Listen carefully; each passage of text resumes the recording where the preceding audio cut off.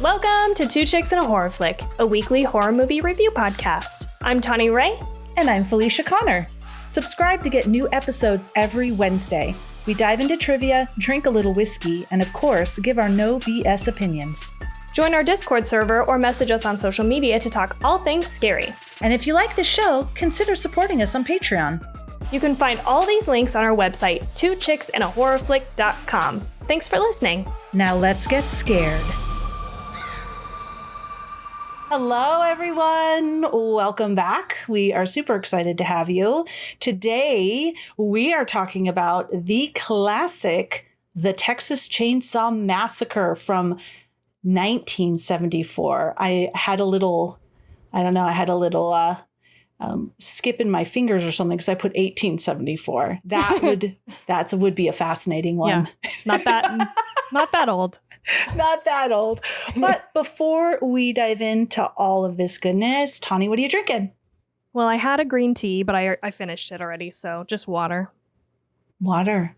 Nice. Okay, I have water, but I also have a glass of Prosecco in this cute this really, I don't know, martinis. Like, I have to find the glasses that are the most uncomfortable to use.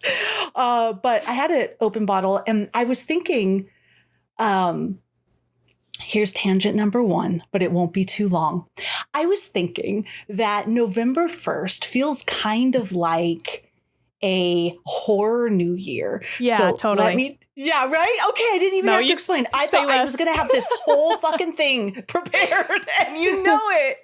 No, but say it anyway. Well, I was going to, I was saying, Rosh Hashanah was the Jewish New Year, then there's, the Chinese New Year, then there's, the global New Year at the end of the year. But it always feels like the year is building up to Halloween, and October. October is the most epic, everything scary month, and then it's quiet and, resets. It feels almost either like October is the New Year, but no, really November 1st feels like New Year's Day in January, but for the horror community. So I got some Prosecco to celebrate. I love it. I love that. And I agree. That makes sense to me. I love that I was just started and I had the whole thing planned and you were just like, yeah, I get it. Yeah. It's sweet. Oh my gosh. Now it feels like it's like the long wait. You know what I mean? It's like, okay, and now begins the long winter wait. Until spring. Winter is coming. Yes, I agree. I totally agree. Okay, cool. So now that we're on the same page, tell me, what are your updates? I don't have a ton. I just have a few. So one, started watching the new season of Nobody Wants This. That show is great. Have you started watching the new season? Yes. Yes, I have. Okay. I'm just trying so hard not to binge it. It's so easy to just watch back-to-back episodes. So I don't know. I'm only halfway through, but I'm having to slow myself down. It's fun. It's a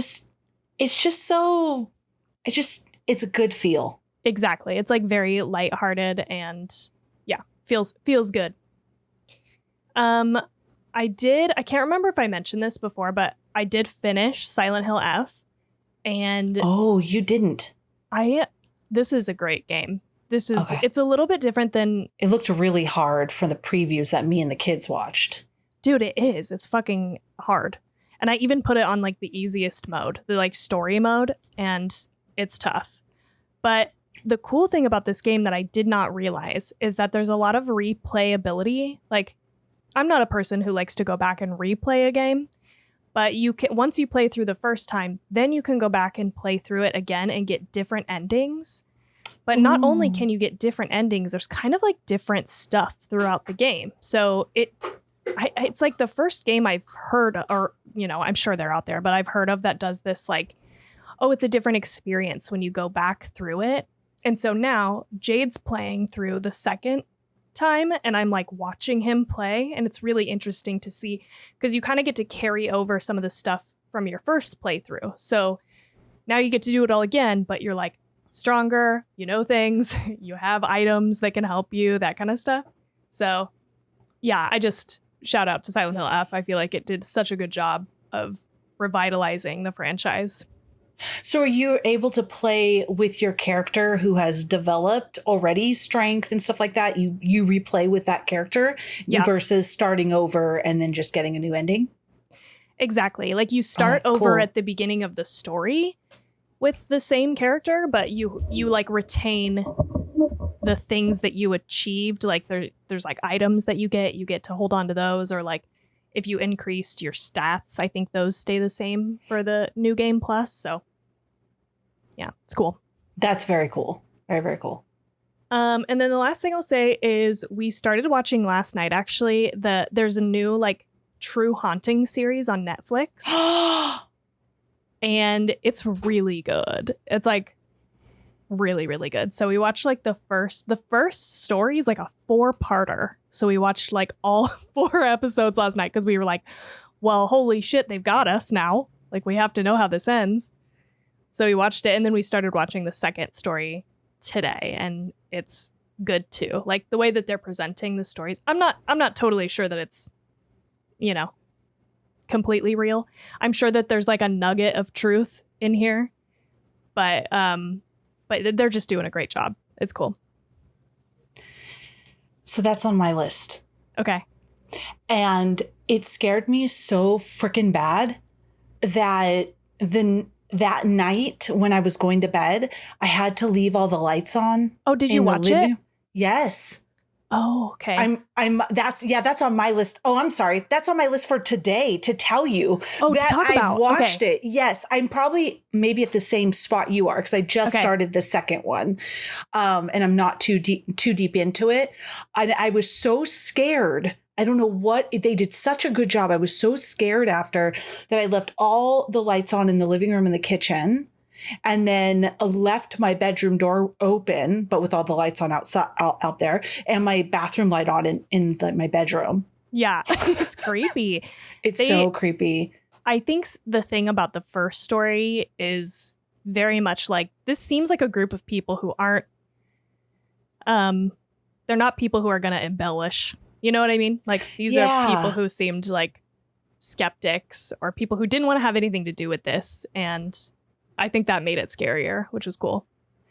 Yeah, I kept thinking this is something like that movie that I watched that was impactful. I'd mentioned before, The Fire in the Sky. When I had watched it, I thought, oh my God, if this is true, I don't even know how to be in the world anymore. If this could happen, right? Yeah. So I had the same feeling after this one. Yeah, totally. I don't want to say anything else about it, but excellently done. And you know me, I am not easily impressed by true haunting type stuff. Totally. I feel like typically it falls real flat and isn't very convincing. This one's really good. Totally. I'm the same way. I'm very like skeptical and I don't find them very creepy, but that first story was such a good story. And I was like, the way that they're laying this out, dude, this could be a movie 100%. Like, this is reading to me like a movie. Yeah, especially, and don't worry, I will not spoil it, but especially the ending, wow factor. Yeah. It totally could be a movie. Yeah, I was like, oh shit, what now? I know, me too. I have cold chills right now thinking about it. I did too. So good. Cool. Anyway, that was great. What have you been doing other than that, obviously? Since I beat you to it. So I just finished, I think I said this in the last episode because maybe I finished it that day, but finished my last term, started a new term. And I'm happy about that. It was a lot of work, but it was great. And this time, so I took advantage of, this is the first week of the term, but it's usually a little lighter. So watch some stuff. True Haunting, we just talked about it. I also watched Welcome to Derry. So okay. I did too. I have watched the 2 episodes and I'm not sure how I feel about it. It is. Okay. Steve was not happy with me because he's like, oh, I'll watch that with you because I had watched it. He had gone to bed. And so the next day he's like, yeah, sure. I was going to watch that with you. And I was like, oh, okay. And I was like, it's wacky. And so he watched it and he looked at me. And he's like, did you call it wacky? And I was like, yeah. Yeah. He's like, okay, this is not the word I would have chosen. Like wacky means like funny and crazy. And he goes, not what I just saw. That was, and I'm like, well, I think it was pretty wacky. I think so too. I agree with the choice of words. Too? Okay. Well, I saw the first episode. I haven't seen the second. Okay. But wacky, right? Yes, I agree. Yeah. That's so funny. But I think maybe, that opening scene that he didn't really find that wacky, which I can understand. But with how much horror we watch, I thought it was pretty wacky. Totally. So I'm not sure if I'm sucked into watching it. I think this is a good one released every week because it's definitely not something I would have binged. But since it's like, oh, there's only one more, I watched it. But yeah. I need to watch the Alien one still. I don't know what it's been. I haven't felt really motivated to watch it, but everyone keeps saying it's good, so I really should.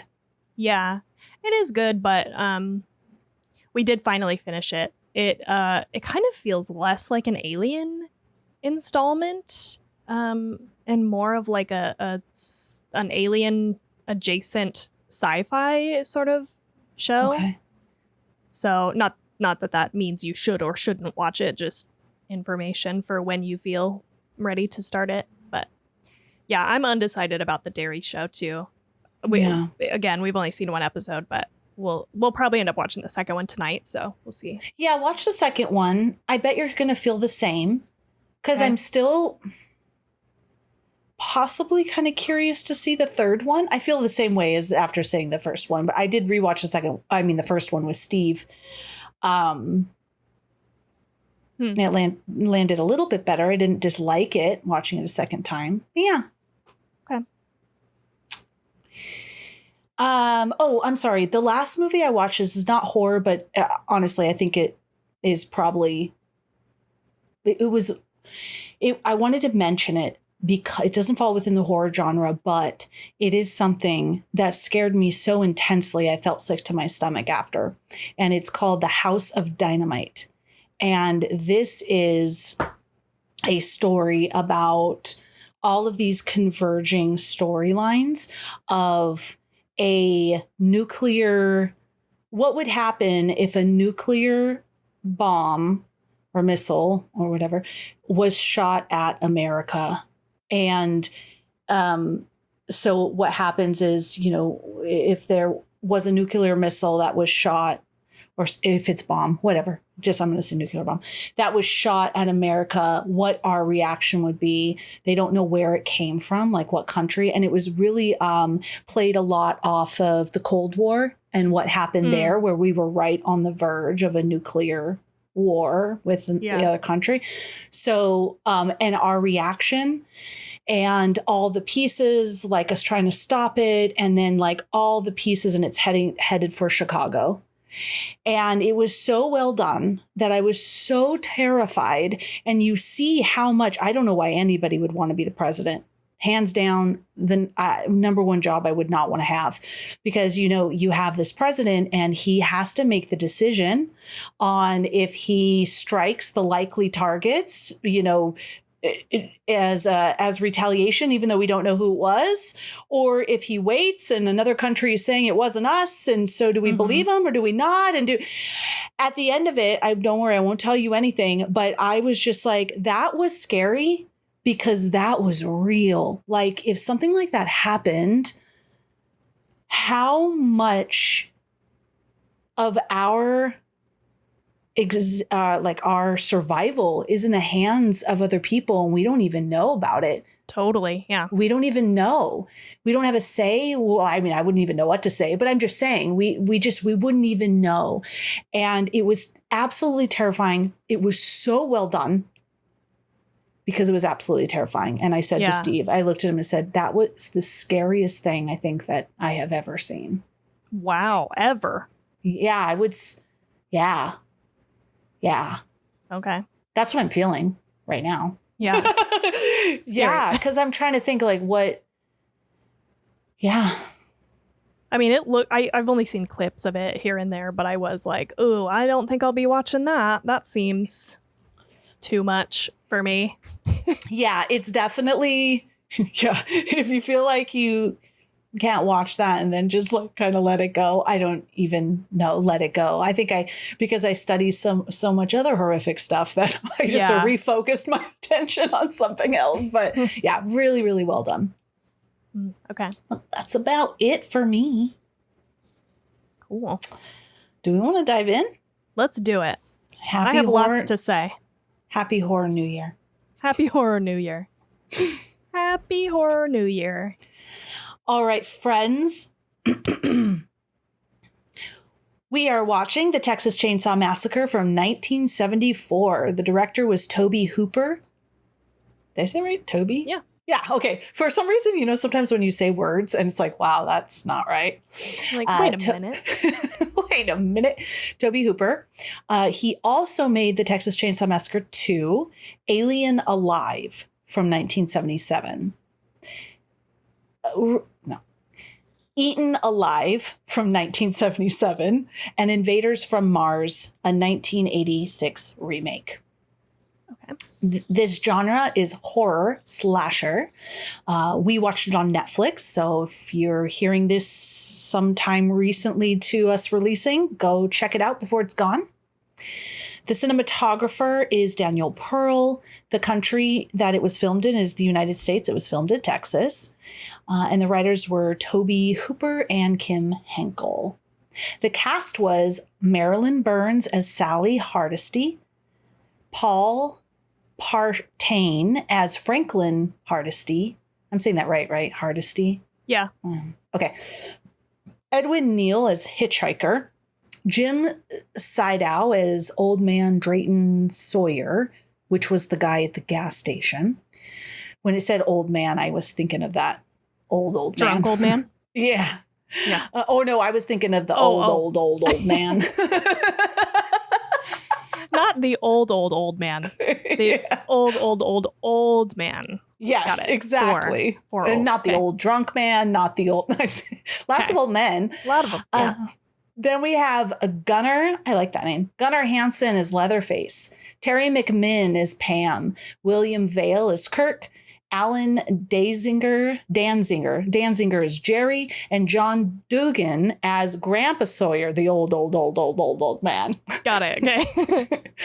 The budget was about $80,000 to $140,000.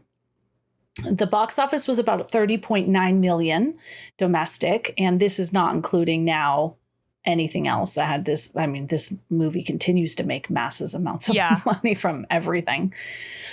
It was the biggest grossing independent film until Halloween, 1978, 4 years later. Okay. 84% Rotten Tomatoes score. IMDb is a 7.4 out of 10, and Letterboxd is a 3.8 out of 5. I had noted this for awards because I thought that this was kind of cool. It was selected for preservation in the U.S. National Film Registry. I just think everything should be preserved. What does this mean? What is not preserved? We might need to look back. Okay, so everybody turn back now because I'm going to spoil this movie and give you our new full breakdown of the story. So buckle in, get your Prosecco and buckle in. 5 friends, Sally and her wheelchair-bound brother Franklin, along with their friends Jerry, Pam, and Kirk, set out on a hot Texas afternoon to check on the grave of Sally's grandfather after reports of vandalism. The trip feels casual at first, but the atmosphere quickly turns unsettling. On the road, they pick up a disturbing hitchhiker who cuts his own hand, slashes Franklin's arm, and smears blood on their van before being thrown out. Shaken, but determined to continue, the group stops at the old Hardesty family homestead, an abandoned, decaying farmhouse in the middle of nowhere. While exploring, Kirk and Pam wander off to find a nearby swimming hole and stumble upon another house. When Kirk knocks on the door, it opens to reveal this is not true. When Kirk knocks on the door, there's no one there. So he goes into the house. He starts to go in deep into the house. And then a hulking figure in a butcher's apron wearing a mask made of human skin, aka Leatherface, who instantly kills him with a hammer blow. Pam is caught soon after, dragged screaming into the house, and impaled on a meat hook. As night falls, Jerry goes searching for his friends and meets the same fate. Back at the van, Franklin and Sally argue about what to do, their fear rising with every sound in the dark. When they try to find the others, Leatherface bursts from the shadows, chainsaw roaring, and brutally kills Franklin. Sally flees through the wood in one of the horror's most relentless chase sequences, her screams echoing against the sound of the chainsaw. She finds brief refuge at a gas station, but the seemingly kind old proprietor turns out to be part of the same family. He binds her and gags her, delivering her... Sorry, I'm just laughing, remembering his character. Delivering her back to the nightmare house. There, Sally faces the Sawyer family, the hitchhiker, Leatherface, and the cook, which is that dude that I just mentioned.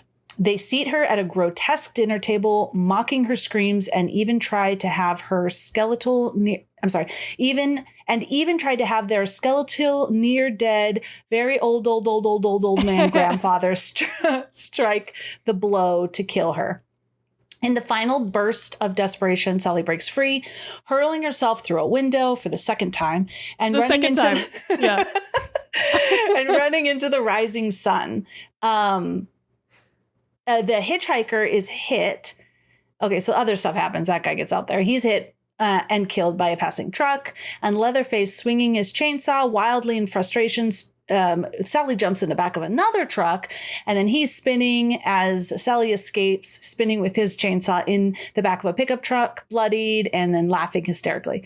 The film ends not with closure, but with chaos. Sally alive but shattered, Leatherface dancing in the dawn, and the viewer left to reckon with what they've just witnessed. Wow, that was an intense and dramatic summary from ChatGPT, I assume. Yes. Okay. Yes. Okay, Tani, how did you feel about this movie? Well, I had never seen it before. Had you seen it before? Yes, I watched it, I feel like a few months back. And I don't remember why, but I did. Okay. It was, didn't we do something? Oh, you know what? It was a while back. The last time I watched is when we did the new TCM. Oh, okay. When we did that one, I watched the original because I was curious. Gotcha. Okay. Yeah, I did not love this. This was rough. This was a rough movie. But it's kind of a mixed bag, right? You've got some like really good stuff, and then you've got some like really bad stuff. I don't know. So I landed on the I wouldn't say that I hated it, but I really did not love it. I feel like this is a prime example of like an older movie that when watched without any kind of lens of nostalgia is just not that great. But I'm sure people are going to feel like that's blasphemy, but that's how I felt. How did you feel about it? I feel the same way. I think you said that really well in the beginning about there's some things that I just really didn't like about it. Then some things that I appreciated. And I think watching it a second time and doing the research for it, there are some things I'm not necessarily going to say that I liked, but that I understand a little more, and so I can appreciate it. But yeah. I'm excited to hear about the research because I think I know like a couple of things just from, obviously people talking about this movie forever. So I think I know a couple of things, but maybe this is a good place to start because one of my, as the movie opened and we started to watch it, I was like remembering that people say that this whole movie is a commentary on industrial farming. And I was like, what the fuck? Where the fuck do we get that? But then like immediately 10 minutes later, there's this like whole like thing about killing the animals, and then they pick up the hitchhiker and he talks about it too, and I was like, oh, okay, I see. I got it. I do have, because after gathering all the different, has some really interesting trivia that's just like movie creation type trivia that I kept going like, oh my God. But I was curious because I just watched Ed Gein from the Monster series on Netflix. And I won't give anything away. I don't think this would be a spoiler per se. But in it, there is, or how it is made, there is this crossover of splinters. I was going to say sparkles, but I don't think that's the right. But like pieces of the Ed Gein story. But a lot of it is at how it affected, the culture at the time. And they do have this whole thing about Texas Chainsaw Massacre of like the kids that are filming it and stuff like that. Well, they look like kids, but young men, young adults. So anyways, I had asked specifically questions about a couple of things that were portrayed in the Ed Gein story, Monster versus the movie. And one of those, in that Ed Gein story, it was very clear like that this director and writer wanted to make a political statement, not only about what you just mentioned, but also about America or the human fascination with the grotesque and with horror. And so I asked ChatGPT Wait, just to clarify, you're talking about this movie, Texas Chainsaw Massacre, not the Ed Gein. Or are you talking about that? Yes, sorry, Texas Chainsaw Massacre. Yeah, okay. Thank you for having me clarify. In that Ed Gein story from Netflix, the Monster series, the portion that was about how he inspired Texas Chainsaw Massacre, it made it seem like the director and the writer of the Texas Chainsaw Massacre had a political statement. Got it. Not only about the animals, like you were saying, but also about America's fascination with Ed Gein and with the grotesque. Gotcha. Okay. Thank you for having me clarify that. So I asked, is this true? And was there a strong political motive behind the making of the film? Because I didn't see any of that in the trivia and stuff like that. Yeah.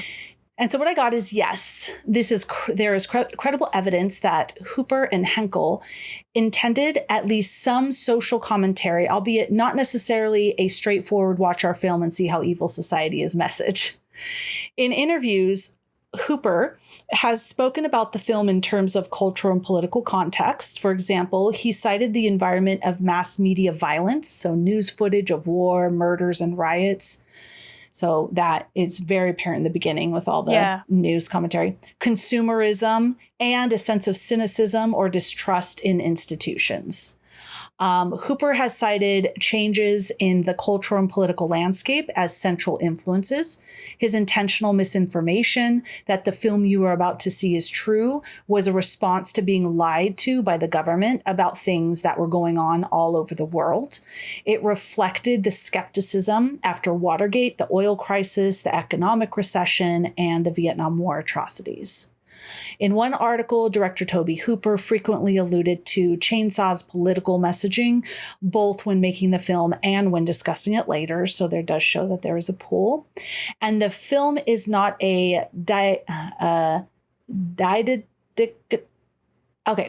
film is not a political treatise. It's primarily a horror film, and the political social commentary is much more ambient in tone, mood, implication than overt. Okay. Some, maybe not the animal thing, but the other things for sure. And then, for example, the public's obsession with horror or violence and sensationalism is part of the milieu Hooper was drawing from. But it seems more like substrate than a point in the sense of watch this film and we'll teach you something about society. I don't even know what I just said. Dude, there were a lot of weird words in there. I gotta say that. Yeah, I don't know. Milieu? I don't know what that is. Milieu. I don't even know either. So you skipped a word you didn't even know how to say. Maybe, ChatGPT is like, oh, she's in grad school now. So, she's no ChatGPT. I'm not that smart. I mean, that makes sense, though. The gist of it is like, it's not necessarily like the main point of the movie isn't that. It's a little bit of the backdrop of it.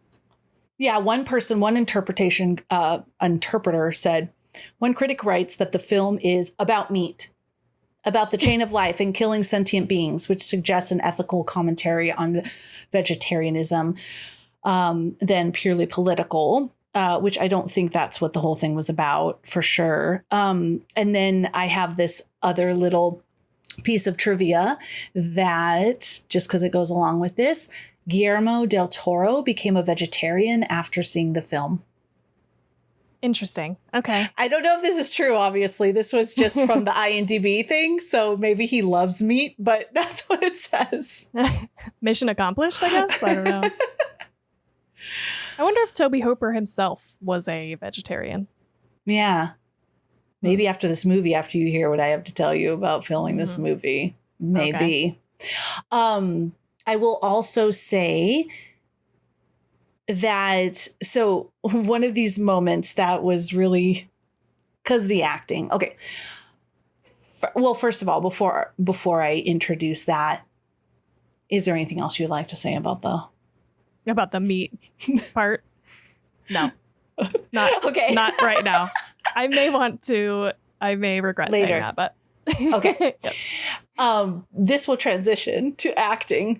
So there's one scene where Leatherface hits the guy in the head. It's the first kill, right? Comes in, hits him in the head, and he falls on the ground. And then he starts spasming. Yeah. I was like, dude, just stop. But that was intentional because that's what happens to animals when they're slaughtered. Oh, okay. Yeah. And when they get the bolt in the head, like cows and stuff, they do that. I don't know if they do that all the time, but I read that in some of the research that they do that. And so that's why he did that, is to kind of echo being slaughtered like an animal. And we see that also. Well, I think I didn't look this up, but it felt very intentional, where Sally at the end, the relentless screaming at the end. I have more about that. But when she is in the dining room screaming and it goes up to her eye, up to her eye, up to her eye. And I was like, oh, that's like what they were doing with the cows in the beginning, where they were zooming in on that the cows that were at the slaughterhouse. And it was like its eye, or it's breathing all, ragged. So that kind of mimicked like how they were being slaughtered like animals. Okay. Yeah, I found that part disturbing, when he started shaking, because and we talked, there's a moment like this in Rob Zombie's Halloween, and I mean, this is a little bit backwards, obviously, because Rob Zombie, I'm sure, that's what I'm saying, though, is like, I see so much Rob Zombie in this film. But what I mean by that, obviously, is that like he took so much inspiration from this movie in probably all of his movies, honestly. Like I was watching it thinking, oh, that's a good point. You know what the scary version of this is? I mean, not to say that there aren't scary moments in this movie, of course, but I was like, the scary fucking version of this is House of a Thousand Corpses, Devil's Rejects. Like those are fucking disturbing movies. And it's like the same sort of setup. But there's a moment like this twitching in Halloween, in Rob Zombie's Halloween, that fucking gets to me. And so that one, it didn't bother me. I was like disturbed by that. And then that's I like good. That you explained. I wasn't disturbed by that at first, because I was like, what is he doing? Yeah. Because it felt overacted to me. But it didn't ruin it in the sense that I thought, well, actually, it's probably very common if someone is hit very hard in the head that might happen with damage to the brain. So yeah, I overlooked it. Yeah, and then I like that tidbit about the eyes, because I was definitely, by that point in the movie, I was like hanging on by a thread a little bit, wasn't able to like fully engage on on an analysis level. So I'm glad you said that, because that makes it make more sense to me. Yeah, this second watch, I was really like, when they were doing that, I'm like, fucking why? Yeah. Why are you doing this? And then I was like, well, why? That kind of echoes what they were showing with the cows at the beginning. That was like pretty much, I made a note of it. Yeah. But no, it's a great note. I was trying to find ways to get myself through it. That's so good. So admirable. I would say the acting is massively questionable. But once I did the research and heard what they went through to film this movie, I have a lot more appreciation for them. Except that brother in the wheelchair. Franklin, I found his, it was so off-putting and irritating. And let me tell you this, there is a piece,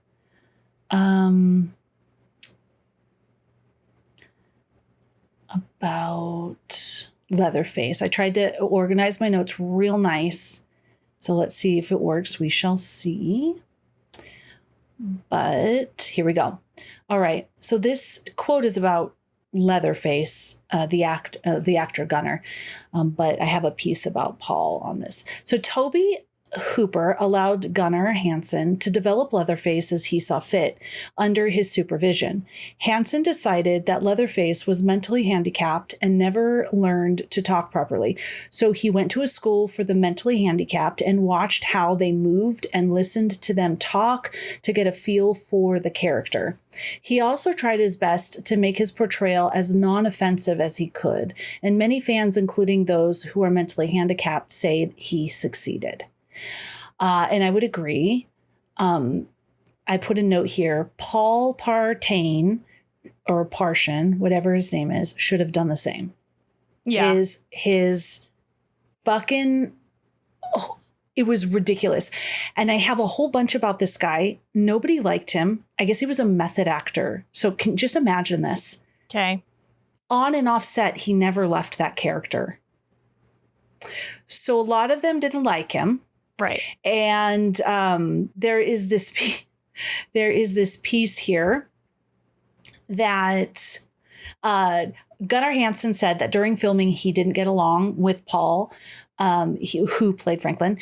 A few years later, he met Paul again and realized that he's a method actor and had simply chosen to stay in character even when not filming. And so then the two remained good friends.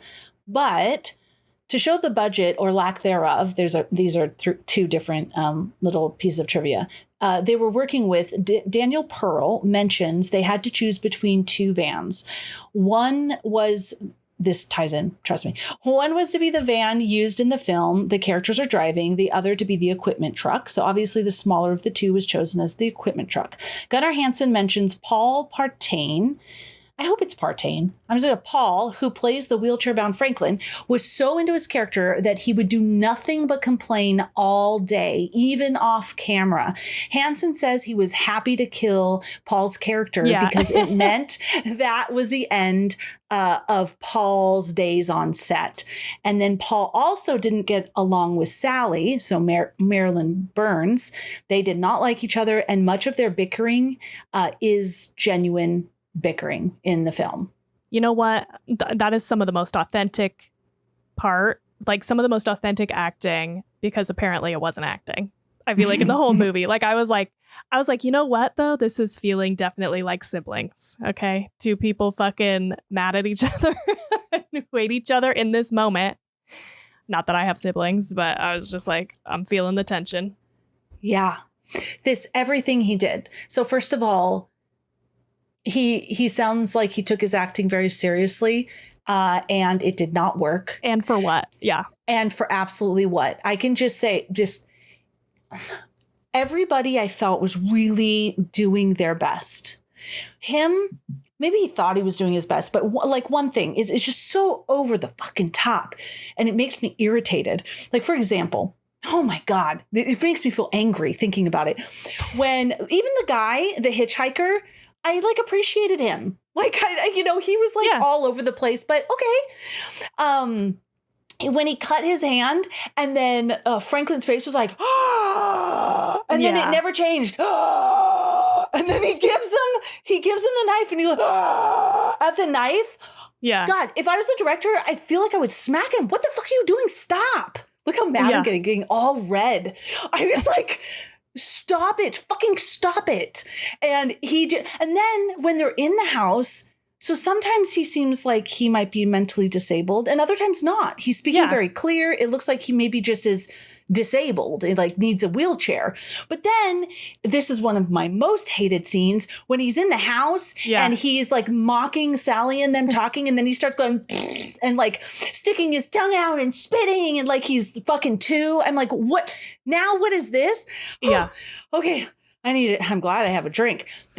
His performance made me angry. Yeah. It is bad. It is so bad. I literally wrote down, this is one of my cons. I was like, have you ever actually blown a raspberry because you're mad? Ever. If I was 2, you maybe. Wouldn't. No, not even 2. It doesn't make sense. I don't think so. I even asked Jade today. We were like driving home and I was like, have you ever stuck your tongue out? Because this is like in the same vein, sticking your tongue out. It's like, have you ever actually stuck your tongue out in anger at someone? And he was like, no. And I was like, fucking me either. I was like, why the fuck is this happening in this? I was like, yeah, I had moments where I like flipped my like parents or whatever off, like behind their back. Because everybody has that moment, you know, as a kid when you get mad. But what the fuck? I'm not sticking my tongue out or blowing raspberry. I just have never seen that in anger before. And I was just like, I'm not buying it. And he is very like juvenile. He's so obnoxious. And I was like, yeah, I'd buy it if this person was like 13, 12, so, like maybe. But this is like a late 30s year old man. Like, why is he acting like this? It was so it just did not make sense. And I agree. Just that whole scene of him like mocking them. If it was like more subtle, you know, sometimes you have moments where you're like, you know, like a quick one, you just leave it there. But God, it's just never ending. He's just spitting all over the place, blowing raspberries. I would you want to punch him like a bunch of times. It is. I totally agree. I think because they're being a critic now and relaxing my emotional outburst. I don't think he knew who his character was. Yeah. Is he disabled in a wheelchair or is he mentally disabled in some way? And what is that? Are you have the mentality of a very young child or are you a grown man? Because or are you weird and demented? Like his fascination with knives and blood. This doesn't make you like disabled mentally, or this makes you like maybe a sociopath. You know what I mean? Like, and that isn't, you wouldn't walk around acting like a 2-year-old if you were like some dark demented, and maybe not even demented. You're just fascinated with that stuff. Yeah. But it just seemed like everyone was like, wow, you're really weird. And well, yeah, you're weird, but like, what is it? What's your MO? What is your character? What's wrong with your character? Who's your character? He had no idea. He just decided, I don't know what he decided. Yeah, I don't know what. What was agree. he method acting? What? I don't know. I don't know. Just being obnoxious. Like, at the very beginning, I was like, oh, cool. This is some like interesting representation. I feel like I don't normally see people in movies who are in a wheelchair. And I like that. Like at the beginning, I was like, oh, he's just like a guy in this group of friends and he's just in a wheelchair. But then the movie goes on and it is sort of like, oh God, what are we playing at here? Like, I feel like it was confused for sure. It was like he was doing a tightrope walk between like physically disabled and mentally disabled. And it was like, yes, bro, what are you doing? I will say one thing that I did write down. I was like, Franklin is so fucking annoying. But at moments I was like, he is me. This would be me in moments, because he kept like, whenever he was really anxious and he just kept asking questions to like feel better. Like, do you think that guy followed us? Like, do you think he meant when he tried to write the thing? I was like, this is me, dude. I was like, this is bad. I would say I agree with you. There were a couple times like that. That was reasonable. When he was like, no, just stay at the car, Sally, don't go. Totally reasonable. It's like dark AF out there and they're going to go through the brambles and shit. Like, totally agreeable. When he saw that there weren't keys, I mean, like, how long do you wait out there? I get that too. I liked his idea of going back to the gas station, even though that didn't work out for Sally. They didn't know. Right. So that made sense, but then they didn't have keys. So I guess you would, I don't know. But yeah, I thought there were times, but overall, I also was happy when he died. Yeah. I was thinking that when you were saying that the guy who played Leatherface didn't like him, I was like, I bet he was stoked to kill that guy. Yes. To kill him, quote unquote. Oh my gosh. I also did like that kill and jump scare because it really got me. I did not expect Leatherface to come out of fucking nowhere. I was like, whoa, that was crazy. That was good. I did the same thing because I went, and then I looked at Steve and I was like, they got me. I gasped. Yeah. That startled me. Well done, movie from the 70s. That was also my note. I had that. Oh, wow. Look at you. Go get it. Where do you want to go from here? I have okay. I have one more note. Sorry, on Franklin. Oh, no. I'm excited about this note. Tell me. And then we can move on. But at the very beginning of the movie, we did not start off strong when Franklin goes to just pee in the... First of all... Sorry. I'm just remembering this. I'm quiet. I'm quiet. First of all, if you were just going to pee in a can, why not just pee in a can in the van? Like, yeah. And then you just have somebody dump it out. Okay, but no, we're going to wheel him out. Sure. But then he's like trying to pee. Okay, at that point, just pee into the like whatever it was, weeds. Why do we need a can? I don't know. I don't have a penis. Maybe I don't understand how that mechanically works. Tell us how the penis works, guys, with the can pee.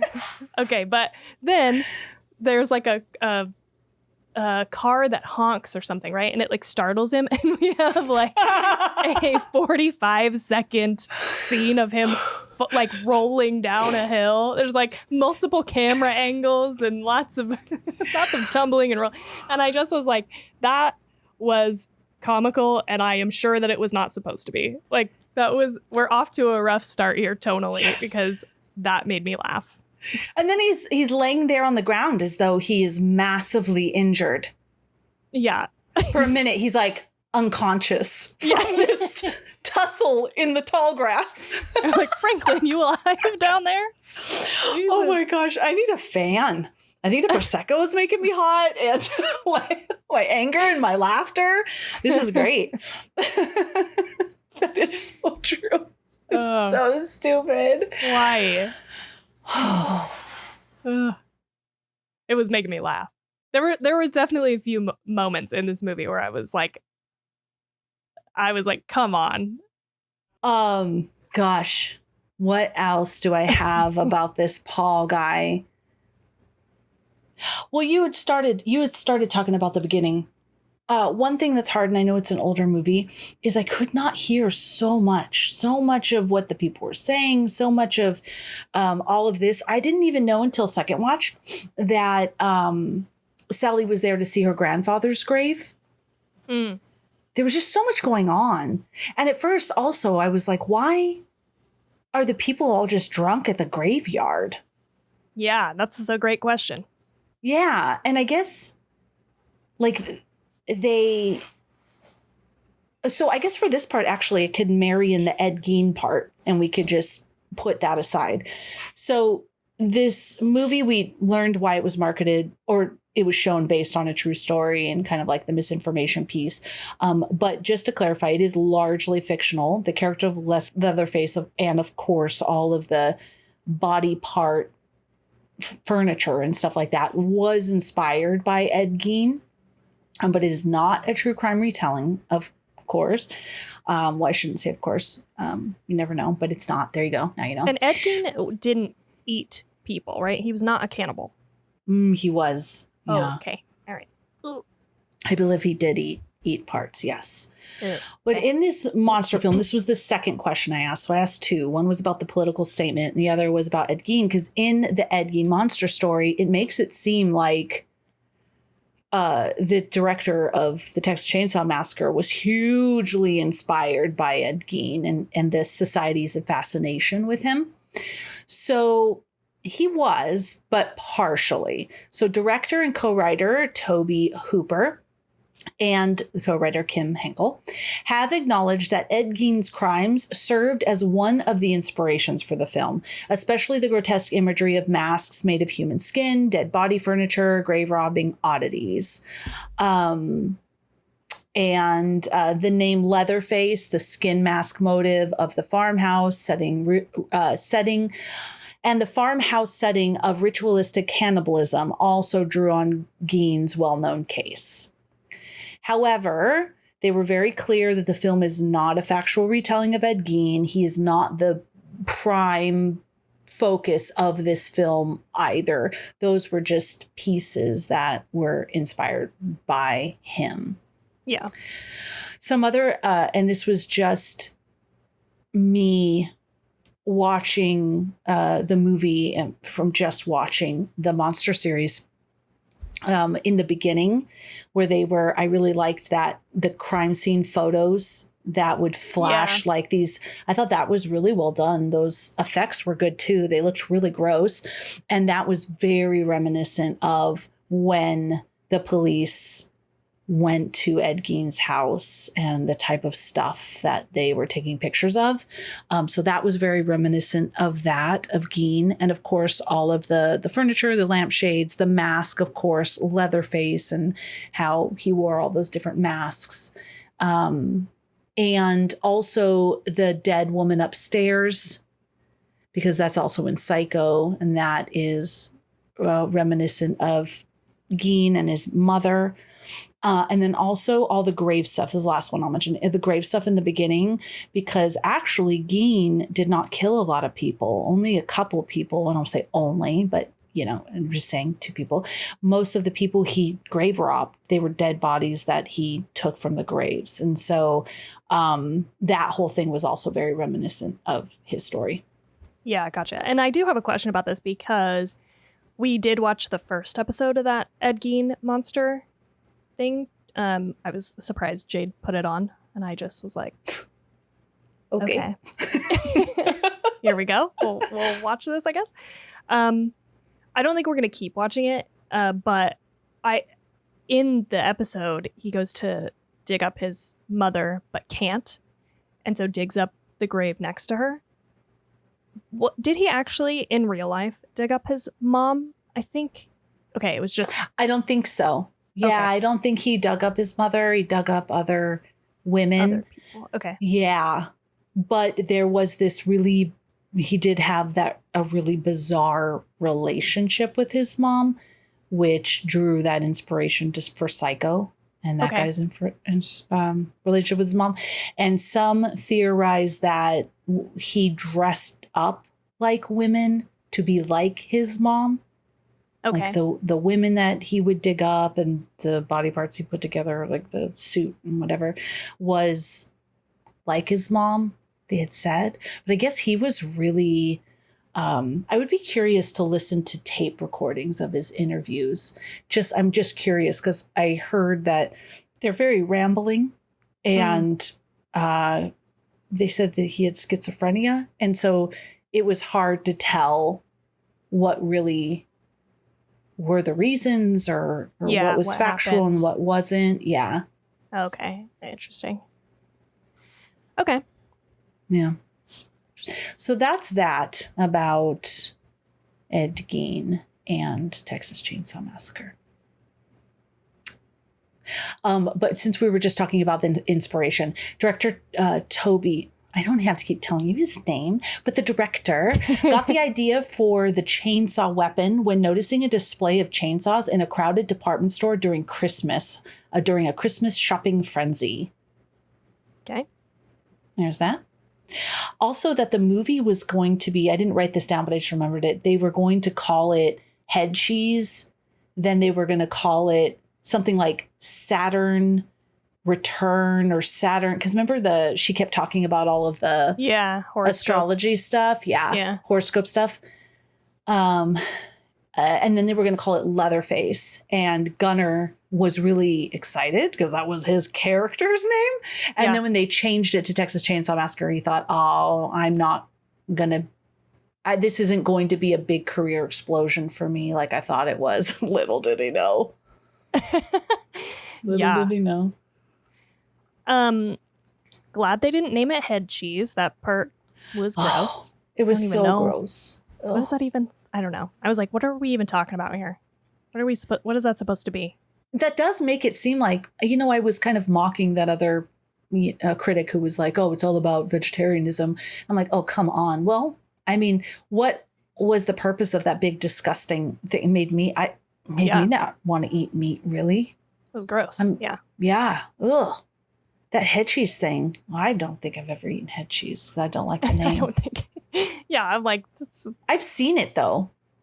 I've seen it, and I think I knew it, like in the deli, and I think I knew it was brain. Oh, okay. Gross. Okay. Yeah. I think it is all the pieces of the face and stuff that doesn't go into like the other prime cuts, and they're ground together. Yeah. Well. Gross. Yeah. So I have basic movie notes. I have the conditions of filming. I have some stuff about Leatherface. And I think all of these will kind of go towards like the story and stuff. And then I have something that if I had to pick one thing that really stuck out to me in a positive way, I have that too. Okay. Maybe let's talk about Leatherface. Okay. Because it's like a good transition, All right. I have a few notes about Leatherface. So just curious things I found about the character. I already told you how he hated Franklin, which makes me even more Team Leatherface. Okay, so there were lines of gibberish written in the script for Leatherface, and Toby Hooper would sit with Gunnar and tell him what the lines meant. But they were lines of gibberish, but he'd tell him what they meant. And the actor had to figure out a way to say that without actually speaking. In the scene where the old man comes home and starts yelling at Leatherface about the door, Hansen remembers a take where he communicated a little too verbally. The director then told him there was way too much intelligence in the character, and the shot was redone. So Gunnar says, my chance to have a line, says Hansen. That was my only chance to have a line. That was it. But I really like, it's interesting because Leatherface isn't even in it that much more than anybody else. But there was so much put into his character, and I really appreciated that, and that leads to something that I really, really liked. So I'll tell you these two pieces, and then I'll tell you that. So the other thing I have is about his masks. So I thought this was really fascinating. So Leatherface wore 3 different masks: the killing mask, old lady mask, and pretty woman mask. Gunnar commented, the reason he wore a mask, according to Toby and Kim, was that the mask really determined his personality. Who he wanted to be that day determined what mask he put on. So when Drayton comes home with Sally, Leatherface is wearing the old lady mask, and he's wearing an apron and carrying a wooden spoon. He wants to be domestic, helpful in the kitchen. At dinner, he wears a different face, the pretty woman, which has makeup. The pretty woman outfit consists of a female wig and a black suit, as Leatherface is dressing up for dinner, an old Deep South tradition which stems from his Southern upbringing.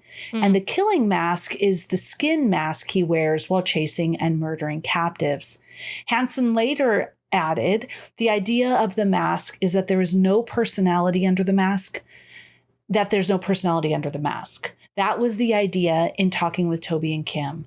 When they created the character, they said he has to put on masks to express himself because he himself can't do it. The way we tried to create him, there was nothing under the mask, which is what made him so frightening. Yeah, that's interesting. I would not have picked up on that, or I did not pick up on that. Like the difference in sort of personality based on the mask. So that's a nice little detail. Yeah, I feel like there was a lot of thought put into this character, and I really appreciate it. Yeah. Just one thing about in the iconic scene when Leatherface swings his chainsaw in frustration because Sally gets away, Hansen was directed to look frustrated, and he knew stomping his feet in anger would not suffice. So he changed it to swinging his chainsaw because he wanted to scare director Toby Hooper as payback for the way he treated his cast during filming. Wow. Okay. Maybe it's just because I've seen too many like funny videos and memes about this scene, but I couldn't help but think it was like funny because it does look like he's dancing, which is kind of the joke about this scene. And so it looks like joyful to me versus frustrated. I agree with you. I totally agree with you. Yeah, he looks like he's dancing. He doesn't look like he's angry. And I'll tell you more later, but this chainsaw was very real and going, and often he was having to navigate using this chainsaw and not hurting the other cast members or himself. God. This is a big fucking no. Right? So this made me appreciate it even more. Like when the chainsaw lands on his leg, that's actually real, but not his real flesh. They put a metal plate and then they put a piece of meat and they have the chainsaw land on his leg. And when he's screaming in that scene, it's real because the chainsaw is hitting the metal and it's making the metal super hot and it's burning his leg. Oh, shit. That makes sense. Yeah. Dude, what? This is some crazy shit. This is one of the things that I definitely have heard here and there is that just shooting conditions were abysmal and they were just having a miserable fucking time. But how do you not? That's so dangerous. That's some dangerous I can't wait shit to tell you all the shit. But before I do that, I want to tell you this. Yeah, because for that, I have a note here that just a slight note about why I appreciated the actors more. They worked 7 days a week, 16 hours a day in the summertime of Texas, where it was like 100 degrees, over 100 degrees and 80 degrees at night. Dude, how are they not more sweaty? Oh, they were like a little sweaty, but like. That one guy, Franklin, was hard to watch. He was so filthy and dirty and bloody and snotty and it's sweaty. He was so gross. But yeah, the girls looked nice with that. Except their hair was beautiful, but I wanted to pull it back in a bun. It was just so hot. Yeah, I was like, what are you doing? Oh yeah, totally. Dude, I even like being warm, but as soon as it gets to be like upper 90s, I'm like, I'm dying. It's too hot. Give me some shade and a fuck ton of water. Me too. Hence my bob. It gets to here and I feel like I'm always pushing it off my neck. And I go to like my kids' softball games and I see these women with thick, beautiful hair, but all the way down, like their back, and it's down and it's 100 degrees. And all I want to do is pull it back for them. I don't even know how they do it. I get to like my shoulder length and then I slice it right back off. Yep. Damn. This was one of my... So this wasn't my favorite part of the movie when I saw it first. I didn't even notice it. But this time around, I noticed it. And I made a note here that says... Is this the thing that you said is like your standout thing? Yeah, this is my standout thing.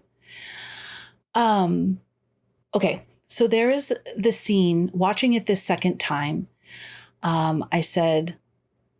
What I'm seeing now is that actually Leatherface is responding to intruders breaking into his home. And it made me see it in a whole different way. And I just noted that I didn't notice this before, but it's after he kills the second kill, the girl on the meat hook, that he like goes into the living room and he's looking out the window and then he sits down and he puts his head in his hands. And at this moment, as dark as this may seem, I felt for him in a different way. Like he's, I can totally relate how I'm totally scared all the time. I have to, my screen on my back door doesn't even lock. The door locks. So any murderers listening can't get in. But Can't the get in. screen doesn't, but I shut it anyways because when you open it, it makes a sound. So it's extra protection because I'll hear this. Yeah. So he has, first of all, he's obviously mentally challenged and we don't know how severe, but he is. And there's people breaking into his home. Yeah. Also, all he does is slaughter things, I'm guessing, because of the cows squealing and he's in a butcher's uniform. It's not like he's been killing people all day because, I mean, I'm sure he's just there. He's like slaughtering pigs and stuff. I'm assuming because you can hear the pigs squealing. That's why the one guy goes in. And now there's this guy in his house and he whacks him. And then there's a fucking girl here and he's killing it. Now, we wouldn't just go randomly killing everybody, but, you know, we don't know his mindset. And then he sits on the sofa and when he puts his hand in his head, he's like, or his head in his hands, he's like, what's happening? Like, where's my brothers? Like, all these people are coming into my house. And I felt for him in that moment and saw him in a different way than the most terrifying Leatherface. Yeah. And so then when I was doing research, there was an interview with Gunnar, and he stated that he saw Leatherface as completely under the control of his family. He'll do whatever they tell him to do. He's a little bit afraid of them. But in the documentary, The Shocking Truth, the director portrays Leatherface as a big baby who kills in self-defense because he feels threatened. Yeah. And I didn't see that aspect of it before, and so that little nuance I thought was really special. And maybe I thought it was special because I always just see Leatherface as this terrifying Ed Gein slashing murderer.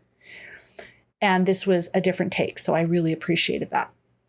Yeah, that's so interesting. I did not pick up on this. I mean, I remember that scene, but I couldn't figure out what was going on. I was like, I thought maybe he was looking around for other people around. I thought maybe it was like especially later because his dad is like, oh, did you let any of them get away? I thought it was like panic. Like he was like, oh, where are other people? Like I have to get them so that they don't go and like tell the cops or something that I killed their friends. But that makes a lot of sense. Because that happened. He looks out the window. He's still alone at the house. His brothers aren't even home yet. Yeah. Because when he said you get in and let them get away, that's way later. When then totally. He returns home, right? But I'm just saying, like, I think it made sense to me later. Like, oh, that was earlier because he was scared that someone got away. Yeah, because I mean that makes sense because now I'm thinking the grave robberies are probably them, and they're making the furniture out of the bodies. So maybe he could be like, oh, I need to make sure I kill anybody that comes here. But still, even that, he just is doing what his family tells him. Yeah. And these people are coming into the house. I am like, dude, this is so questionable, dude. Why would you? Literally, if I poked my head in, which I wouldn't even do, but if I poked my head in and there were a bunch of animal pelts, I would just get the fuck out of there. Out, right? And I'm going to tell you right now, if I was in the back of my house, Rizzo, no. If I was in the back of my house and I came out and there was someone there. And you just happen to be holding a sledgehammer. I would hit him. Yeah, 100%. I'm not going to go, whoa, what are you doing in my house? Are you kidding me? I have a family to protect. I have myself to protect. There shouldn't be anyone in my fucking house. Yeah. You knock on my door. If I don't answer the fucking door, you move on. If you need to talk to me, you leave a note. Yeah. You don't go, oh shit, the door's open. Let me go in and let me go try to find the people because I need gas. No, I'm hitting you. If I'm in my room where maybe I have a weapon, I'm grabbing that weapon. You don't just go into people's houses. So I kind of get it. Me tue. Yeah. Now that you've said this, I'm like 100%. Eat them, but I wouldn't go, well, I have some meat now. But I would attack them 100%. I wouldn't even ask them what they're doing in my house. I would attack them before they could attack me and my family. Yes. Yeah. But what about Franklin?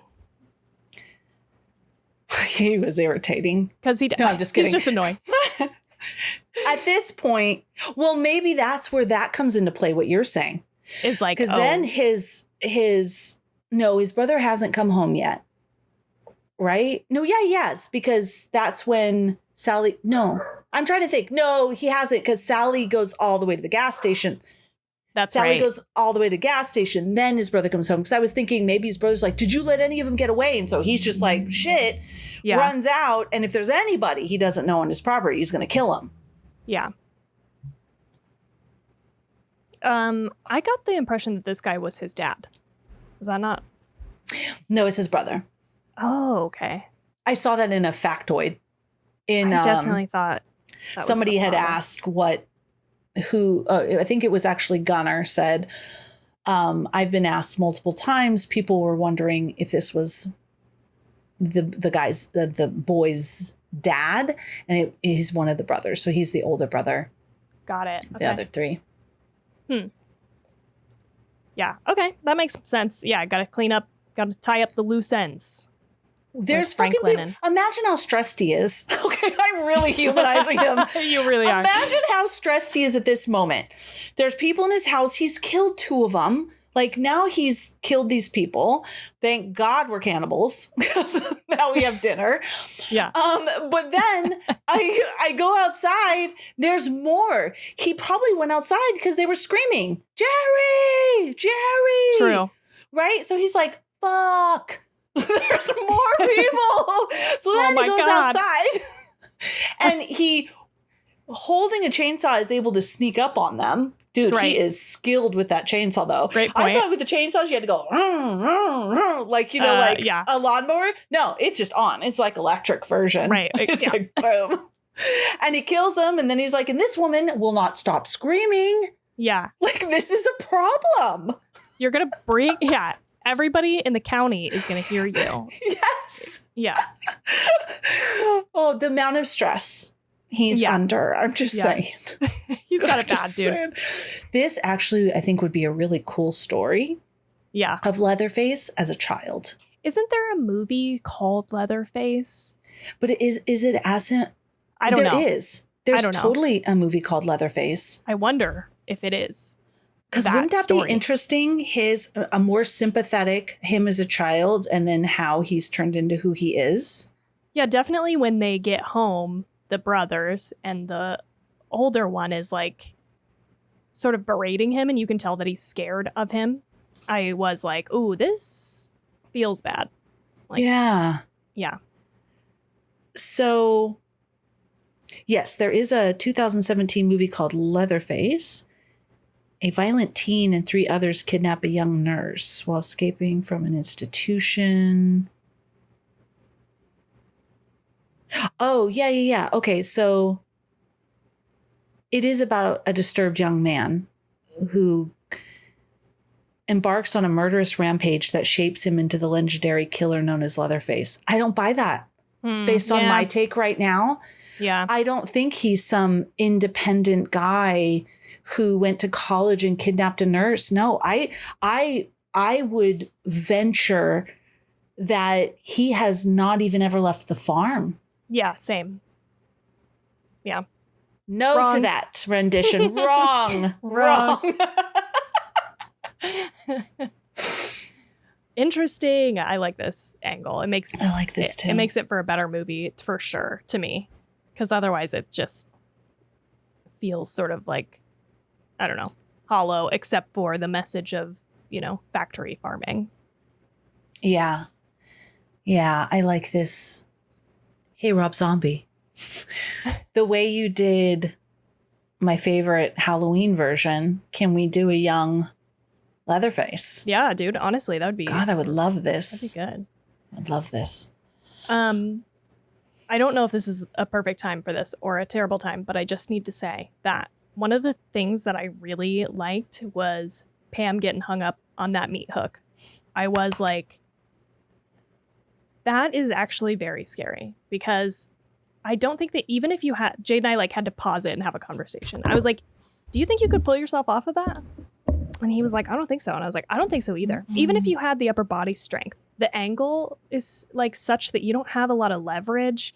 And also you'd have to pull yourself so far up to get yourself off the hook, but you're like faced away from it. I don't know. I just had never really thought that hard about a human being hung up on a meat hook. But I was like, that's a scary prospect, dude. Like, I think you'd be fucked. Yeah. And you have to think about being on this meat hook and how it is in the muscle and the bone. And that's the muscle you're using to try to pull yourself up off the hook. That's a great point. Yeah, Jade said too. Jade was like, it probably punctures a lung too, so you probably can't breathe very well. Yeah. I mean, you're just done for if you got hung up on a meat hook. I can say when the guy opens the freezer and she like comes out almost like one of those displays in Spirit Halloween.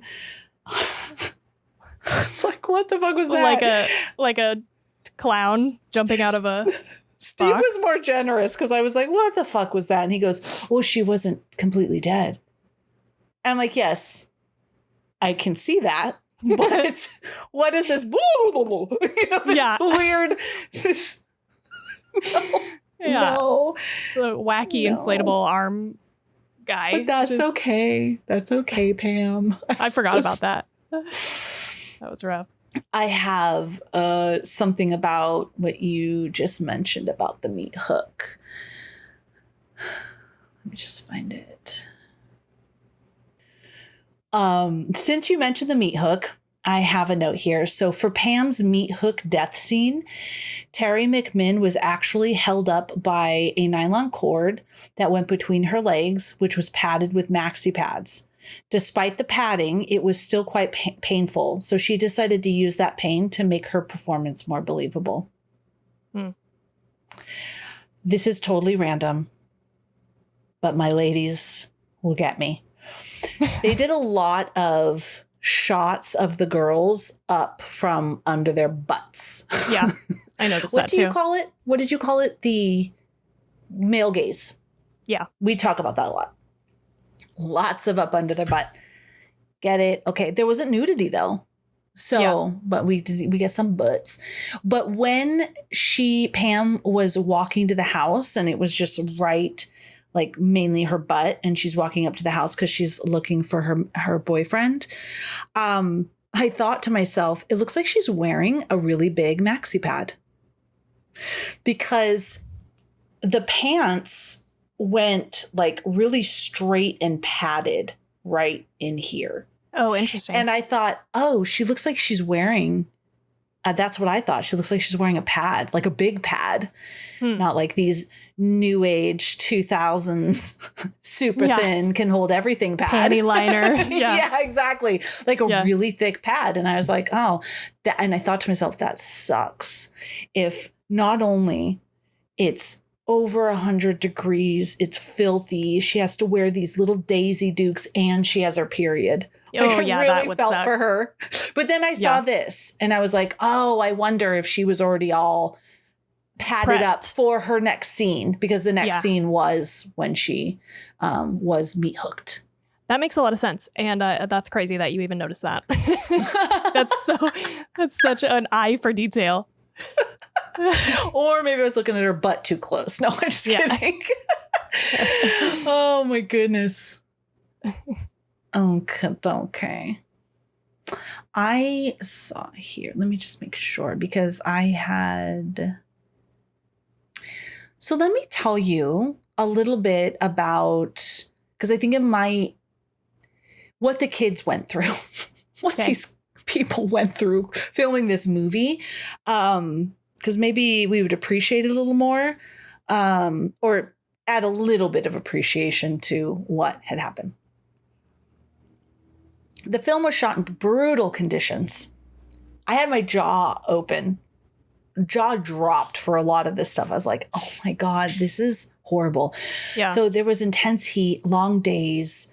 The set was filled with real animal carcasses and roadkill. Oh. So the stench and atmosphere of decay was everywhere. So during the filming of the dinner scene, it was actually broad daylight outside. So no air conditioning in this old house. All of the animal carcasses were real, from either roadkill or a local veterinarian. So everything was real. They had blackout curtains to make it look like nighttime, which made the house even that much hotter. The temperature inside would sometimes rise to 120 degrees.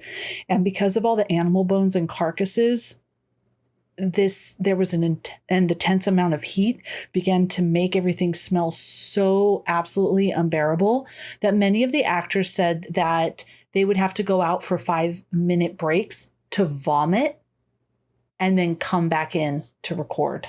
Hell no. Are you kidding? That's crazy. Is that crazy? Like, yeah. I can't even. And they kept going.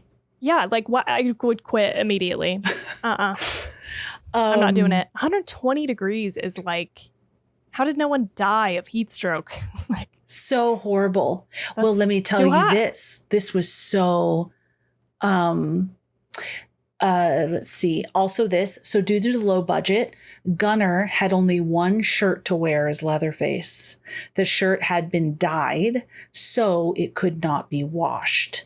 Hansen had to wear it for 4 straight weeks of filming in the hot and humid Texas summer. And by the end of the shoot, no one wanted to stand near him, even or sit next to him or eat lunch with him or anything, because he smelled so bad.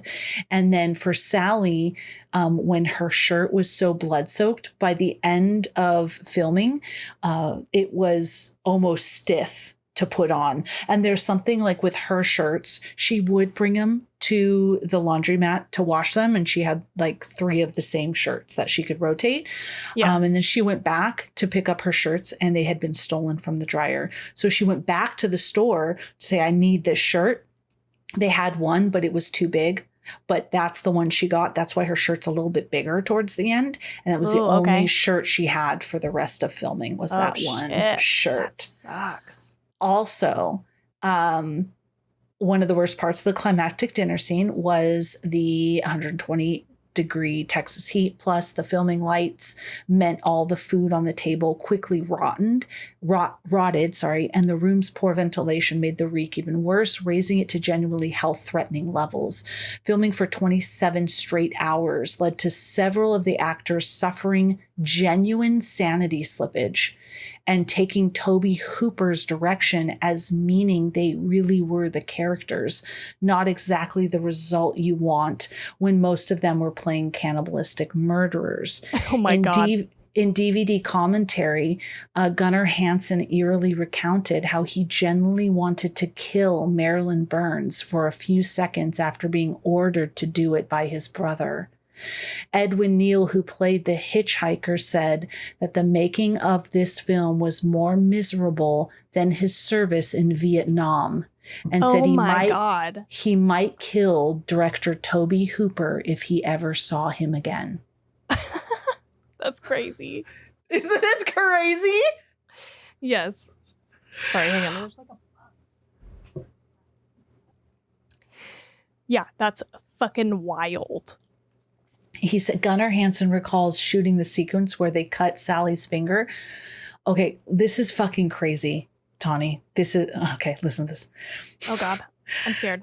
Gunnar Hansen recalls shooting the sequence where they cut Sally's finger and tried to feed the blood to Grandpa.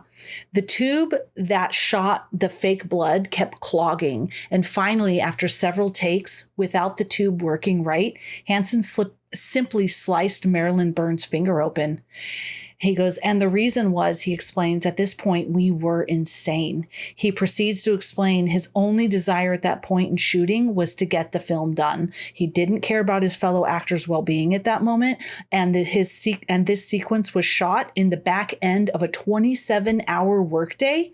And he also notes there wasn't much acting going on in this dinner scene. Like, everyone acting crazy was everyone feeling really fucking crazy at this point. Whoa. This scene where they poke her finger, I think I couldn't quite decide. I put it in a section under my notes, like, because I have like pros and cons, and then I did a section that's like can't decide pro or con, and this is one of them. I was like, what the fuck? No, I just kept being like, no fucking way, dude. No way. First of all, this guy's alive. Like he's like basically dead. She runs into him earlier in the movie, and he seems like a dead corpse in the attic or in the upstairs. And then I'm like, they're going to like slice open her finger, and I'm like, fucking no, stop it. Why are you what? He's a vampire now? Like, what are we doing? And then I get that they're like supposed to be cannibals or whatever, but I just was like, the whole thing was fucking weird, and I still am undecided. Like, was that disturbing or was that really ridiculous? I don't know, but knowing that they for real cut open her finger makes it worse, and that sucks. I could see how you would be totally like out of your mind by that point and just like, we're getting this thing done because I'm fucking over it. Yeah, they really did. They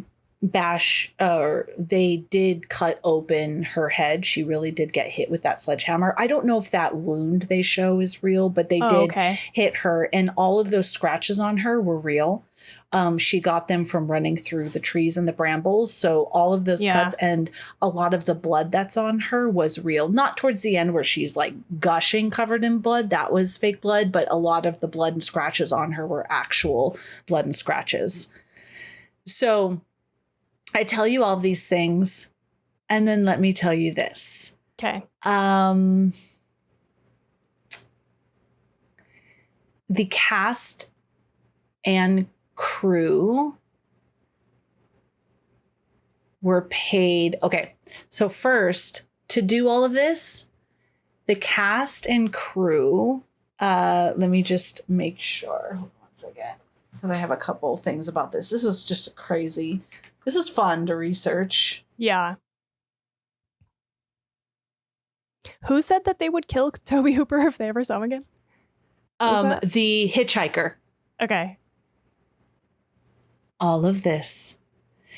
The cast and crew got $405 a piece. Oh my God. I mean, what about later though? Like, did they get... Yeah. So listen to this. Because this was fascinating. The film's original distributor was Bryanston Distribution Company, which turned out to be a mafia front operated by Louis Parino. Don't come after me, mafia, please. But his nickname was Butchie, who used the movie to launder profits he made from Deep Throat. 1972. I think this, I looked it up. It was like an adult form. I looked this up because I was like, why was he laundering money he made from an adult film? If that was legitimate, I don't know. But anyways, so in return, the production received only enough money. So this was after. So after this came up, in return, the production received only enough money to reimburse investors and pay the cast and crew $405 apiece. The producers eventually discovered that Parino had lied to them about the film's profits. After he was arrested on obscenity charges when his role in Deep Throat was revealed, the cast and crew filed suit against him and were awarded $25,000 each. New Line Cinema, which obtained the rights to the film from the now bankrupt Bryanston, paid off the cast and crew as part of the purchase agreement. So they eventually got $25,000 each. That was it, though, still? $25,000? New Line didn't give them more money? They had to have. Because that $25,000 was from the case, the lawsuit. God, I mean, you would just hope, like, after all that, you know? Like, at least you're set for life. At least you're making bank forever.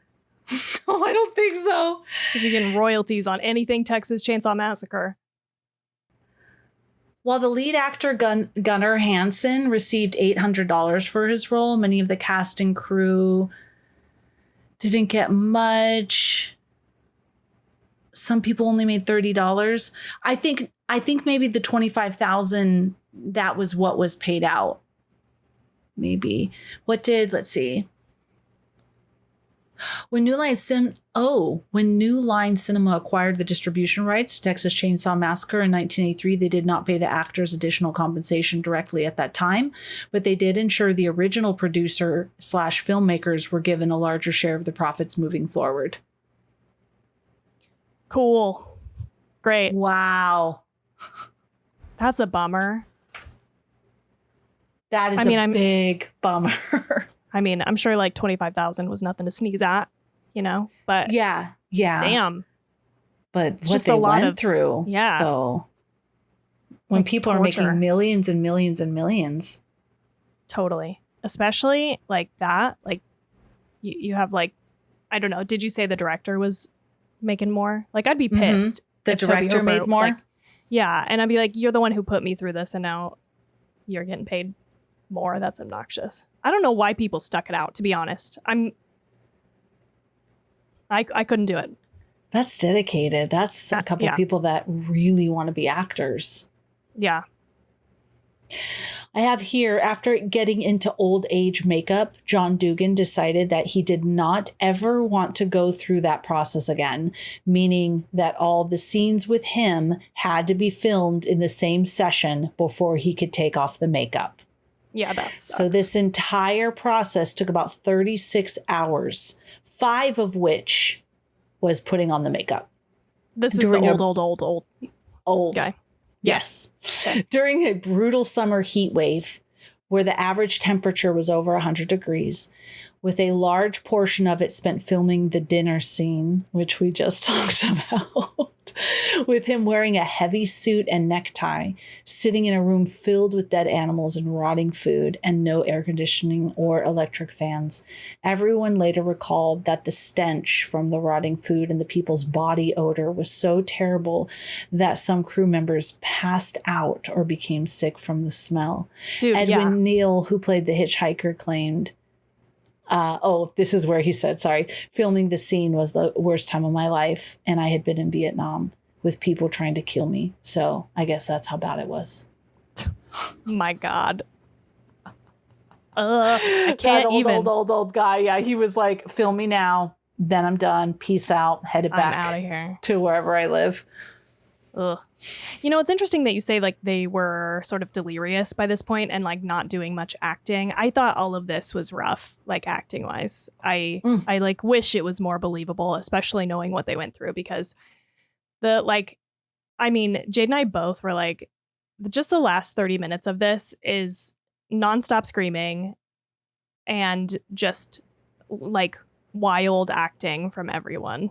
And so when they're sitting at the table and they're just like howling and screaming back at her, and then like, it feels like it's like never ending, dude. This like last part, which maybe that was kind of the point, but I feel like the first hour of this movie was surprisingly well paced. I was like, wow, this is really moving us along. I like the pace of this. People are being picked off really quickly. And then the last 30 minutes is a fucking slog, because it's just the same thing happening over and over again. It's just screaming. And that like the whole scene where they're like trying to get the grandpa to hit her in the head lasts for like what feels like 5 minutes. And you're just like, oh my God, save me. Yeah. Okay. So I have something on this because I felt the same way. It was so too much. It was just, after this, I was so grateful that the screaming stopped. I was so grateful it was over. I couldn't just transition to real life. I needed a moment. So I put on Melissa McCarthy's Life of the Party, which is cute, silly. Watched that movie, detoxed, and then moved on. And so then this morning when I was doing the research, I thought, okay, that was fucking crazy. Why? It was so crazy. This had to be intentional. Because why is it just a big miss? Like, oh, we're going to have hours and hours and hours of chasing Sally through the field because you feel like people are going to be scared. Right. Or her screaming and screaming. So I asked about it. because I said, I do like that Sally looks really scared. Now I understand why. Yeah. What a horrible condition. But I said, my God, that screaming at the end is relentless enough to make me feel like I'm fucking going crazy. That's what I put. Yeah. So when I researched this, it said that the ending was very intentional.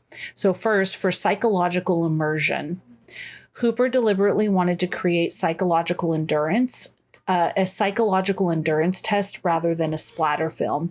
He said that by the final act, he wanted the audience to feel the way Sally feels, trapped, exhausted, and desperate for escape. The endless screaming and the sensory overload were meant to blur the line between the viewer's fears and Sally's fears. There's actually very little on-screen blood in the movie. Hooper often said he hoped for, that's not true. Sorry. I meant to, well, I'll tell you what I was going to say.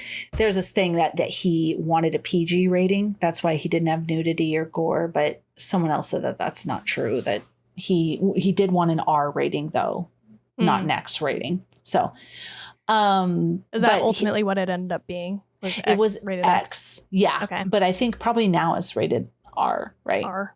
I don't know. I would guess so, but yeah. Well, let's see. I have this open. Yeah, because it's not. Jay and I were talking about that too. Like, they don't show a whole lot of the like chopping up with the chainsaw, and I was like, I mean, either it's because it's a very low budget movie and they just didn't want to show it, or they were trying to pass it through because that might be too much, especially in the 70s. It is an R now, but back then, yeah, he was trying to pass it through, but it was an X and now it's R. And then I saw a comment said, Sally jumps out of a window more times than the Texas Chainsaw Massacre actually kills someone with a chainsaw. That's what they said. No, that's not true. It's even. It's equal, right? Yeah. Because there's no. We got Franklin and chops up. But the first guy, though, he hits him in the head a bunch of times. I think that's counted as kill. He cuts him up with the chainsaw. Okay. So it's only Franklin. We're splitting hairs, but if we get really specific, that's true. The director said it's not about the gore, it's about the sensational panic. So first, they wanted us to feel how Sally feels, which I did, but on a different level. I wanted to escape from the movie. Yeah, totally. Like, that's how I feel, did feel trapped, though. I did. The screaming I felt a little bit like I was going to go crazy. You make it real hot in here and have a dead animal stinking. I might have gone a little crazy. I mean, yeah, maybe. I mean, I wrote down, like, you couldn't even sustain that level of screaming, I don't think. I think at some point you would realize that it was futile and, like, for what? No one's coming. And yes, you're disturbed about what's going on. But I just think I don't even think you would have the energy to continue to scream like that. Yeah. And with the running scene, I kept thinking, just shut up. I know. He's like, it's pitch black. Yeah. He's wearing a mask. So his vision is already obscured, which, by the way, that actor said he ran into things and bashed his head tons of times because he couldn't see through the mask. But, just be quiet and duck. Yeah, hi. She was wearing white ass pants, though. So she roll around in some dirt to cover your white ass pants and just duck and shut up. Yes, just stop screaming, because that's how he's seeing you. Or he can't see you. He's just following you, the sound of your voice. Yes. Stop screaming. So the dinner scene is controlled chaos. I have a note here. The infamous dinner sequence was crafted to feel unbearable. It was, apparently, for the actors as well. Hooper wanted the viewer to feel like they'd lost all sense of time and logic. Score, you did that. The same way Sally has. So, first, Sally was kept in near constant terror during filming. The cast later described those scenes as genuinely traumatic. The heat was over 100. We already know all of that about how it was genuinely traumatic. Also, what's interesting is nobody met a gunner, Leatherface, until he actually came out and killed the first person. After eating and stuff, no one hung out with him. He said Probably because they wanted to, have that distance because they were scared of me and because I smelled. Yeah. Hooper later said he wanted it to feel like the gates of hell had opened and there was no exit. Everything about that sequence was engineered to create a sense of total psychological collapse, both for the actors and the audience. Cinematically, the dinner scene abandons traditional structure. There's no buildup or release, just relentless sensory overload. High-pitched screams, manic laughter, harsh lighting, extreme close-ups of face, eyes, teeth, sweat. Hooper and cinematographer Daniel Pearl used wide-angle lenses and rapid cutting to distort space and perspective. You never quite know where anyone is in relation to anyone else, which also adds to the panic. There's also, Hooper called it organized hysteria. He wanted to trap viewers in the madness, forcing them to endure what Sally was enduring. The scenes felt endless because time itself had stopped, a deliberate contrast to the usual fast pacing of horror movies.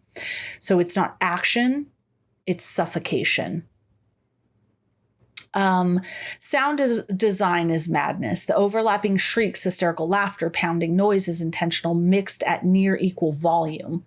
There's no sonic hierarchy, just chaos, which creates claustrophobic, almost hallucinatory effect. And then symbolically, the dinner scene collapses the line between family and slaughterhouse. The Sawyer family's meal mirrors the industrial killing of animals. Another nod to Hooper's critique of dehumanization and America's desensitization, whatever, you get it, to violence. The grotesque parody of family dinner is America's domestic ideal turned inside out. So I appreciate all of that. I didn't enjoy it, but it, and so somebody could say, oh, you didn't enjoy it, you weren't supposed to. But I feel like I could have enjoyed. I'm trying to think of a movie where maybe I felt that way, where I felt like I was trapped and exhausted. Dude, I mean, but it Martyrs. was kind of an enjoyable movie. Oh, keep going. No. What were you saying? No, it's not a good example of what you were about to say, probably. But an enjoyable experience. But you were saying Martyrs, right? Yeah, like, remember how Martyrs is fucking relentless? Yes. And you're just like, oh my God, you feel trapped. It's exhausting. You're fucking done with it. I felt kind of the same way about that I do this. Like, yes, I understand that that's what we're going for. I still think it was too much, you know? Yeah, no, but I think that was a perfect example because I loved Martyrs. Yeah. So I did feel that. But at the end, I appreciated that. Where in this movie, I was just like, oh my God, please let me out. I agree because I hear what you're saying about all that, and I agree with the fact that I can appreciate it or like understand what they were going for, and I get that, but I also think it's just too much. It's too long. I just wish like it just got to the point where it was like comical, and I think that it could be done better, but maybe that's just unfair because I'm looking at it through my 2025 lens, you know? Like I can imagine this done better, and I feel like I have watched it in other movies that I can't think of right now. Done like executed better, but like them trying to get him to the grandpa to hit her over the head with the hammer and he just won't because he's basically hanging on by a thread to life, and they can't get him to hold it and they keep putting it back in his hand. I was just like, what the fuck is this circus that I'm watching? This is ridiculous. Oh, this is a perfect, yes. Okay. So this is a good example. And so it's getting really dark in my room. So now I'm almost have like a spooky glow. You're a ghost. Yeah, it got really dark in here.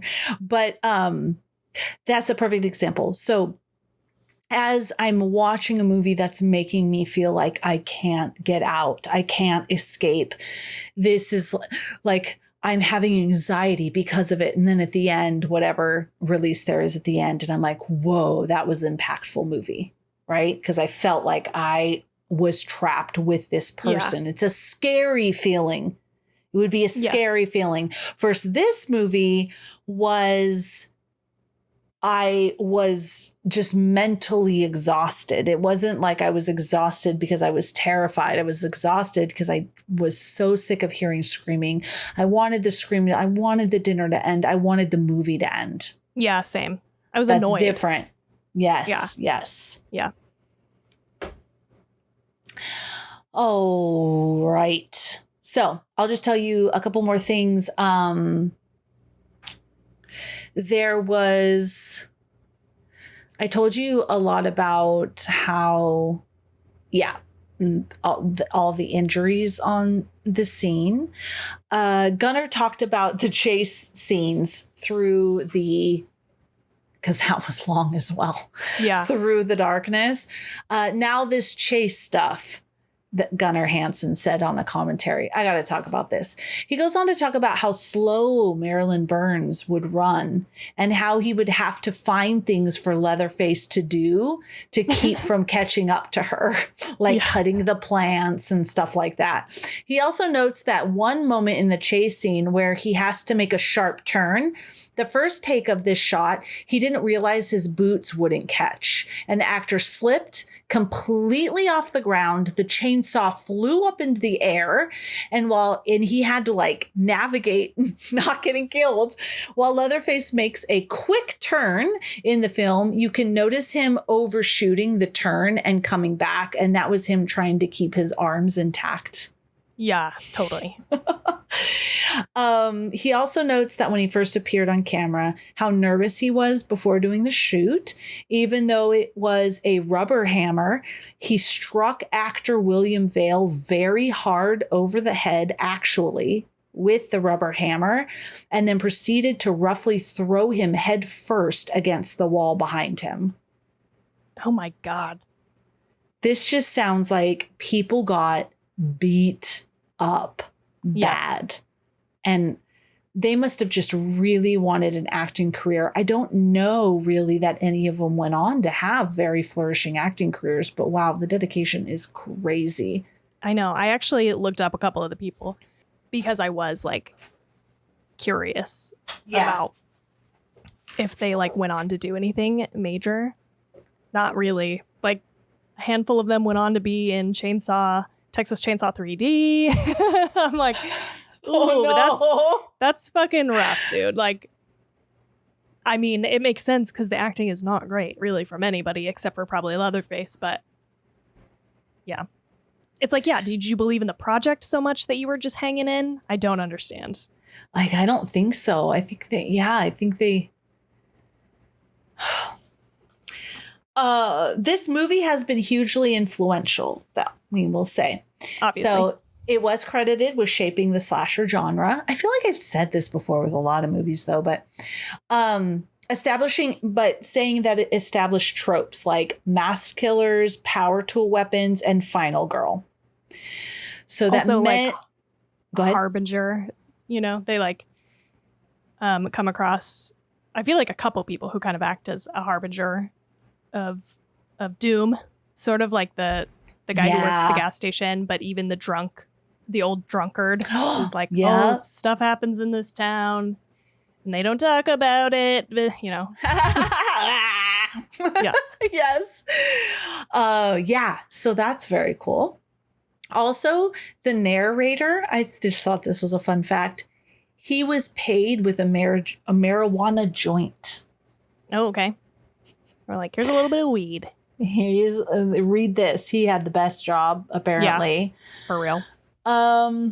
According to Edwin Neal, who was the hitchhiker, right? The brother hitchhiker.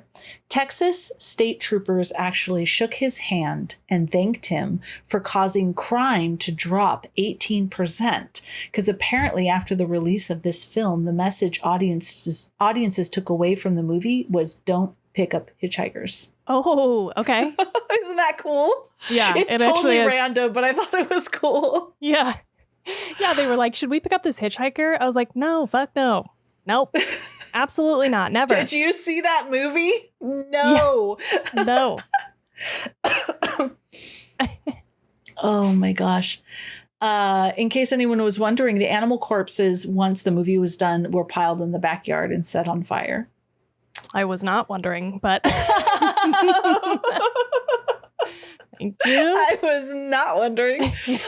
I only have 2 pieces of factoid left that I thought was interesting just about the locations, the actual location. So since the film's original release, the location used as the Sawyer family house was changed completely. It's now an open field with no indication there had ever been a house there. Mhm. The house itself has been relocated and fully restored. Tawny, I'm thinking road trip. Let's do this. It is now operated as Hooper's, formerly known as Junction House Restaurant and Grand Central Cafe on the grounds of the Antlers Hotel Complex at 1010 King Street in Kingsland, Texas. Oh, okay. I think That's we not just too far. go to Texas to eat at this place. Yeah, that would be cool. That's crazy that they moved the whole house. Yeah. This is something, a side note question about this. I was just like, what the fuck are we doing at this house? Like, they go there, but it's obviously like the most rundown, dilapidated house. And then they're just chilling there for a while. And I was like, it seemed like they didn't even have a plan to leave. Like, what, are you going to stay the night in this fucking house? So weird. It was I did weird. not understand. Well, one of the really disturbing things to me was the spiders. Fuck that. Yeah, What is ew. that? Fuck it. There was so many. Fuck There it. was so many. I hated it. Hated that. Yuck. I would have left. I would have been like, I know. I wouldn't have been like fondling my boyfriend. I don't think. I would have been like, get me the fuck out. This is terrible. I know. I was like, do not tell me that these people are about to have sex upstairs in this dilapidated ass house. Stop it. It Don't. seemed like they were going to have sex, right? It And did. the spiders, like, what was that? Why was there so many? Why did it look like a nest? I don't know. I hated did. this. Gross. Why would you even go in there? I get driving by it. Oh, look, that's our family's old house. That looks fucked up. Oh, well, you just keep on driving. Let's go back to the hotel. I might get out. I know, like, kids go in, like, into these old abandoned places. Well, look, this is where, I don't know. I don't think they grew up there. Well, maybe they had visited there, right? It was their grandfather's house. She did mention that she'd Yeah. stayed there once. She was like, this was my room. Look, this was my room. I just know if I went in there and there was a nest of spiders like that, massive thing, I would have been like, well, this is where I live. Let's go. Yep. We saw it. Everyone else was like, let's go to the watering hole. I mean, I guess I get that too. You're young. But then there's no watering hole. And then this guy's obsessed with, let's go to this house for gas. He's like, but the dude said that the gas was coming later in the afternoon. Just like, leave these people alone. Do you really need gas from these people so much? And you're so convinced they have gas because they have all those cars. Well, all those cars are broken down. They're not even moving. Yeah. Like, Jade was why like, are you convinced that these people have gas? yeah. Jade was like, oh, nothing suspect about this. Just a bunch of abandoned cars blocked from the top so that they can't be seen by helicopters. I was like, yeah, creepy. Although honestly, I don't think it would have raised any red flags because I feel like a lot of people who live on farms have a bunch of broken down cars. But true. But yeah, like clearly those cars aren't running. You're like, oh, they have gas because they have a generator. Well, look at their home. I don't think they want to give you gas for a guitar. And I know his girlfriend even said that. She's like, they don't want your guitar. It's because, like, no, so much so. We need to get gas from this family that I'm going to break into their home. Yeah, let it go. Dude. Just go back to the van, drive back to your hotel, go home. Yeah. Okay, go home. And if you no need one dug gas, up your grandpa, go back to the gas station because the dude said that there would be... I mean, maybe he was lying, but I don't think so. Because he was saying, you just come back later. And I don't know that there was any indication. He wouldn't have been able to kidnap all of those people on his own. And he did say, don't go snooping around other people's properties. So it's not like he was trying to lead them to go to that property. Yeah. Or else he would have said, you know what? You should go check out that home because they probably have gas. He just said, don't go snooping around other people's property. But then I do wonder about, like, because it seems like he's cooking people. They're like people parts in the barbecue in the back of the shop or whatever. Feeding, yeah. So it's like, are these people kidnapping? I don't know. I Yeah, when agree did that he get those last people to cook the barbecue that he just gave everybody? dude, I don't know. Yeah. Because it seems like he would need these people. But he didn't direct them, though, to do that, I know. Yeah. But it could have been like, who knows? It could have been like, oh, stay here until the afternoon when the gas comes. And then there was like a plan to. But I don't actually know why they would. He could not have pulled it off, dude. By himself, for sure. He was like, constantly. Like silly. Yeah, silly. I couldn't believe that he was like, that whole drive where he's like poking her with the stick and then being like, you don't have anything to worry about was. I was like, this is so fucking weird. I just don't get it. Yeah. Yeah, of all of those people, he would not have been able to get all of those people somehow. Not even if his weird ass brothers came to help. It wouldn't have helped. Are you telling me to have more barbecue for the random person that stops at your gas station for barbecue? Right. You're telling me it's easier to kill people and make them into barbecue than it is to just hunt. But wait, was it really? I know they made it feel that way. Yeah. But if we think back, Leatherface was slaughtering pigs. Yeah.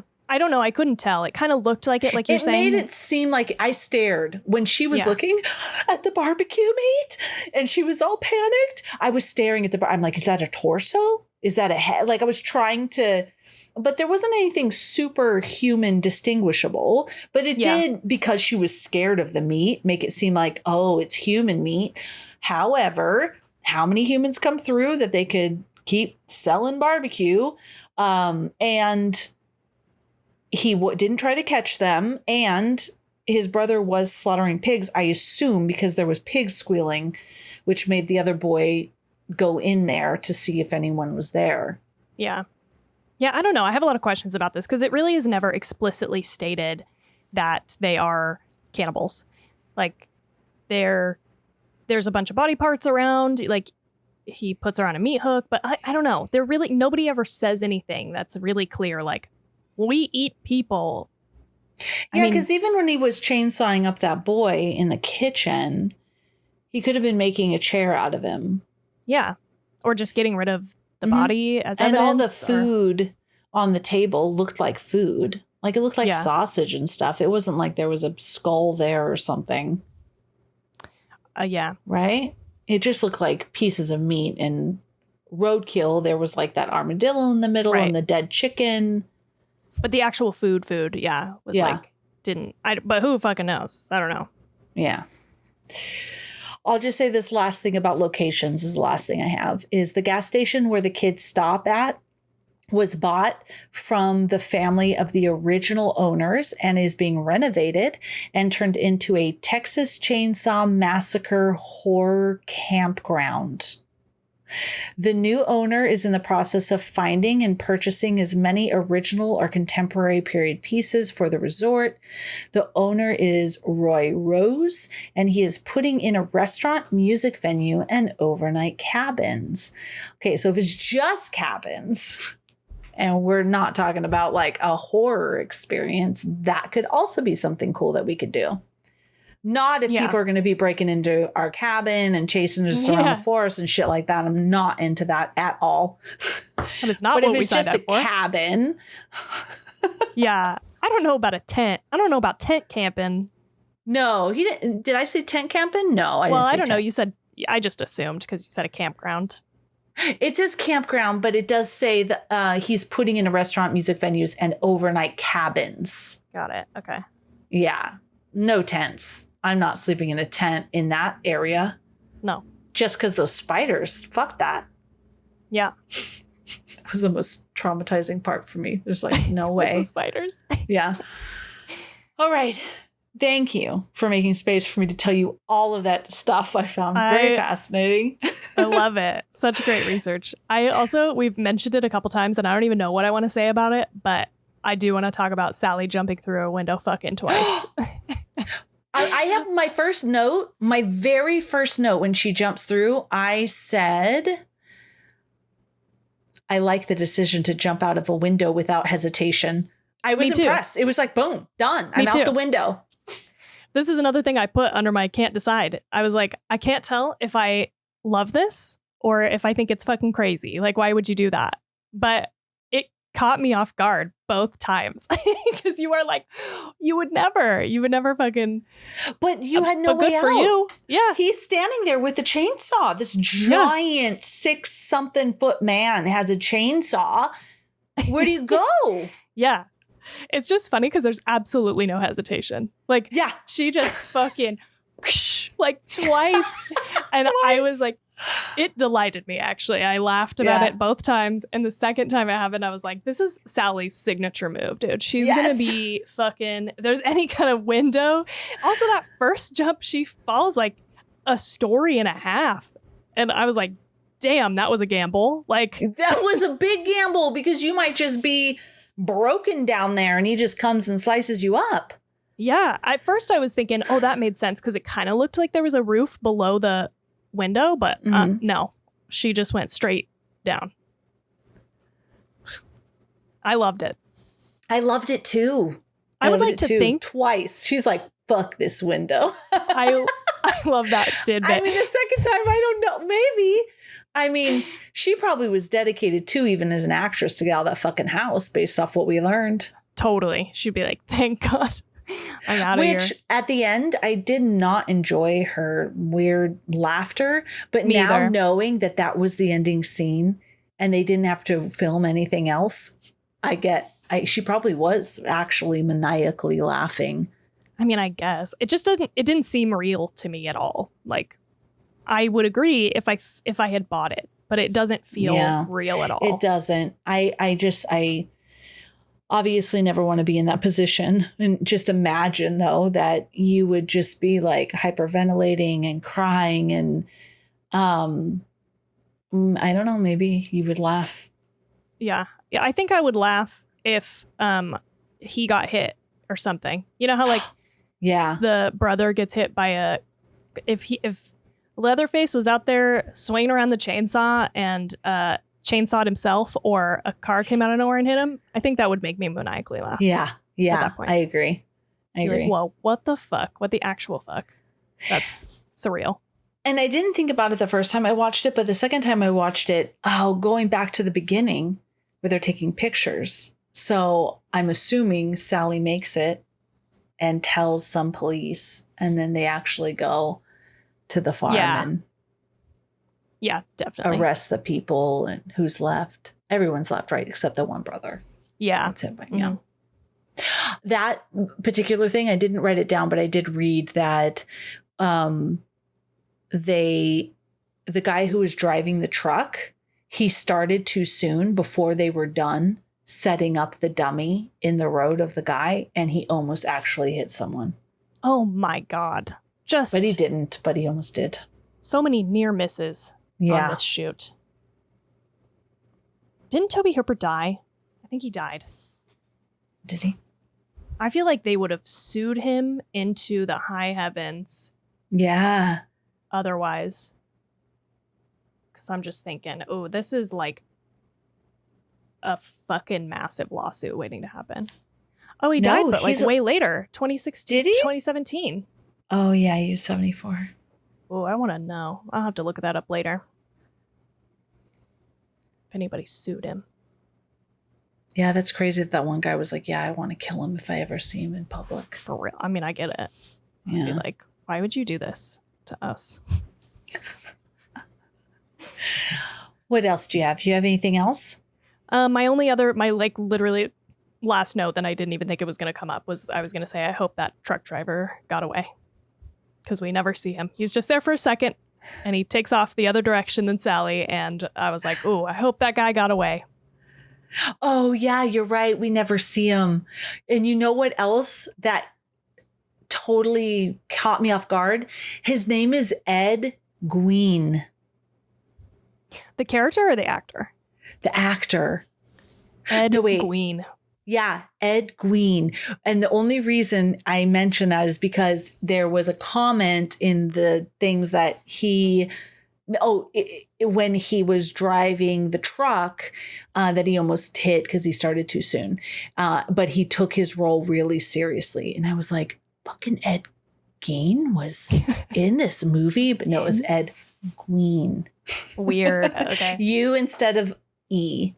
Can you imagine? You'd be like, your name is Ed Gein. And you're like, I was in a movie that was based on Ed Gein. Not me. Not Ed Gein. Not me, guys. Not me. Not the same guy. Ed Gein. Oh my God, that's crazy. Oh, okay. You have made this a lot more enjoyable for me. I'm glad you did. Okay. I don't know if I'm like sold on the movie as a whole necessarily. I don't want to watch it again. I would not want to put myself back through that. I'm surprised you watched it a second time. Well, you wanted to watch the movie.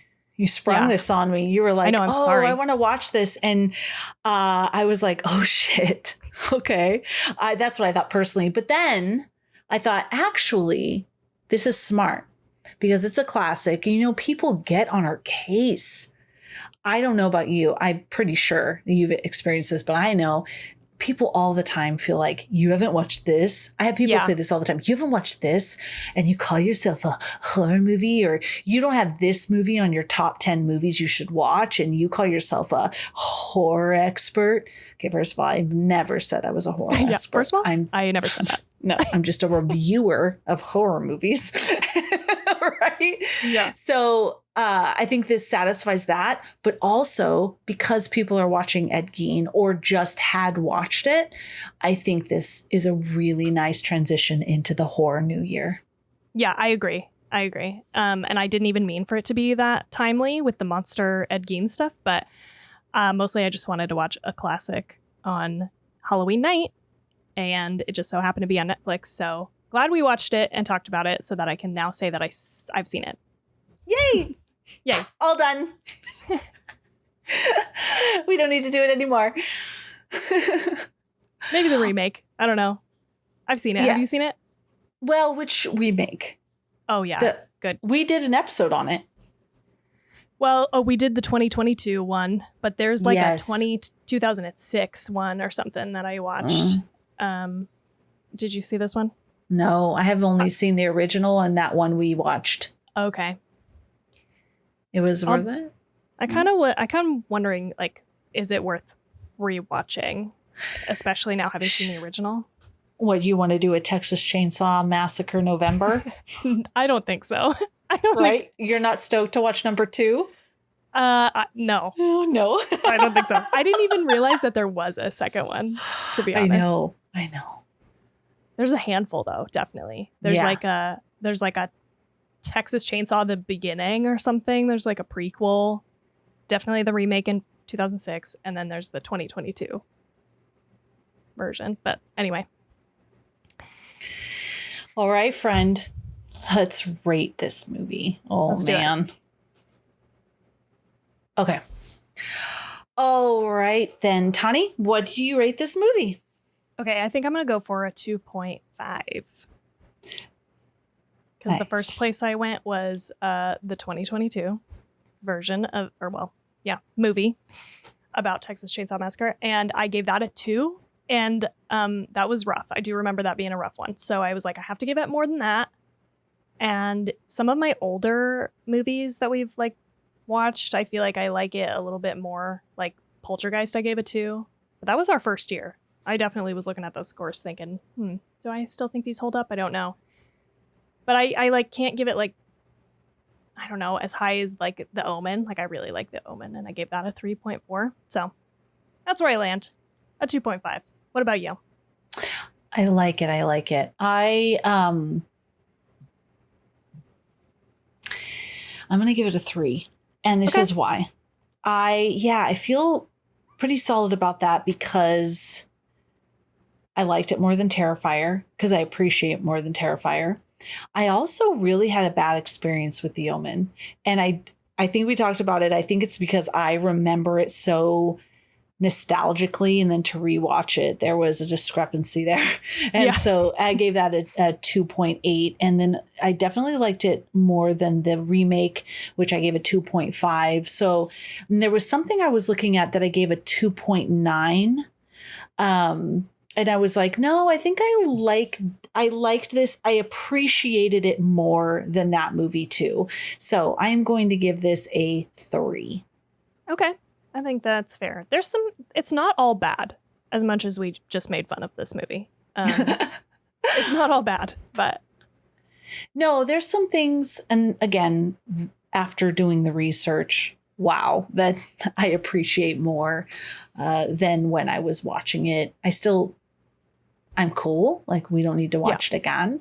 But actually, if the kids came home and were visiting, they're like, you know what we are dying to see? We're dying to see the Texas Chainsaw Massacre. I would be open to watching it again. And just laughing about things and talking about things with them. Where if they were like, Mom, we're dying to watch A Violent Nature, I'd be like, you can watch that on your own time. Yeah. Not in this house. Not ever again. This house.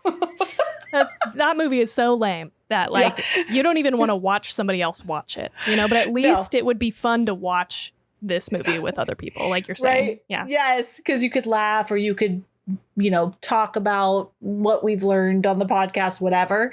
Yeah. I was like, I don't even want you watching that movie in my house when I'm asleep.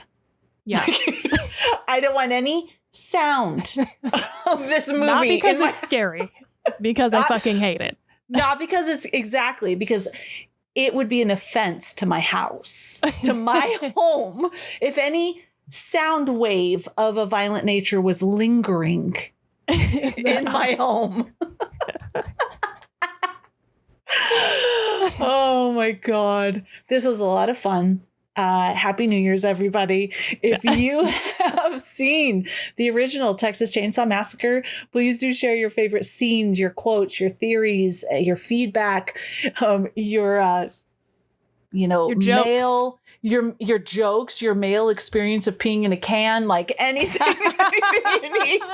Let us know. On social media using the hashtag 2chicksandhorrorflick, or if you're talking about the pee can, you don't want on social media, you could also talk to us in our Discord channel. And while you're there, if you like us, please do give us a follow. And what else, Tawny? Sorry. What else, Tana? Okay, hold on. While you're there, if you like us, please give us a follow. What else, Tawny? If you want to support the show, you can give us a like, review, and subscribe on whatever podcatcher you're listening to us on. That's it. Have such a good night. No nightmares.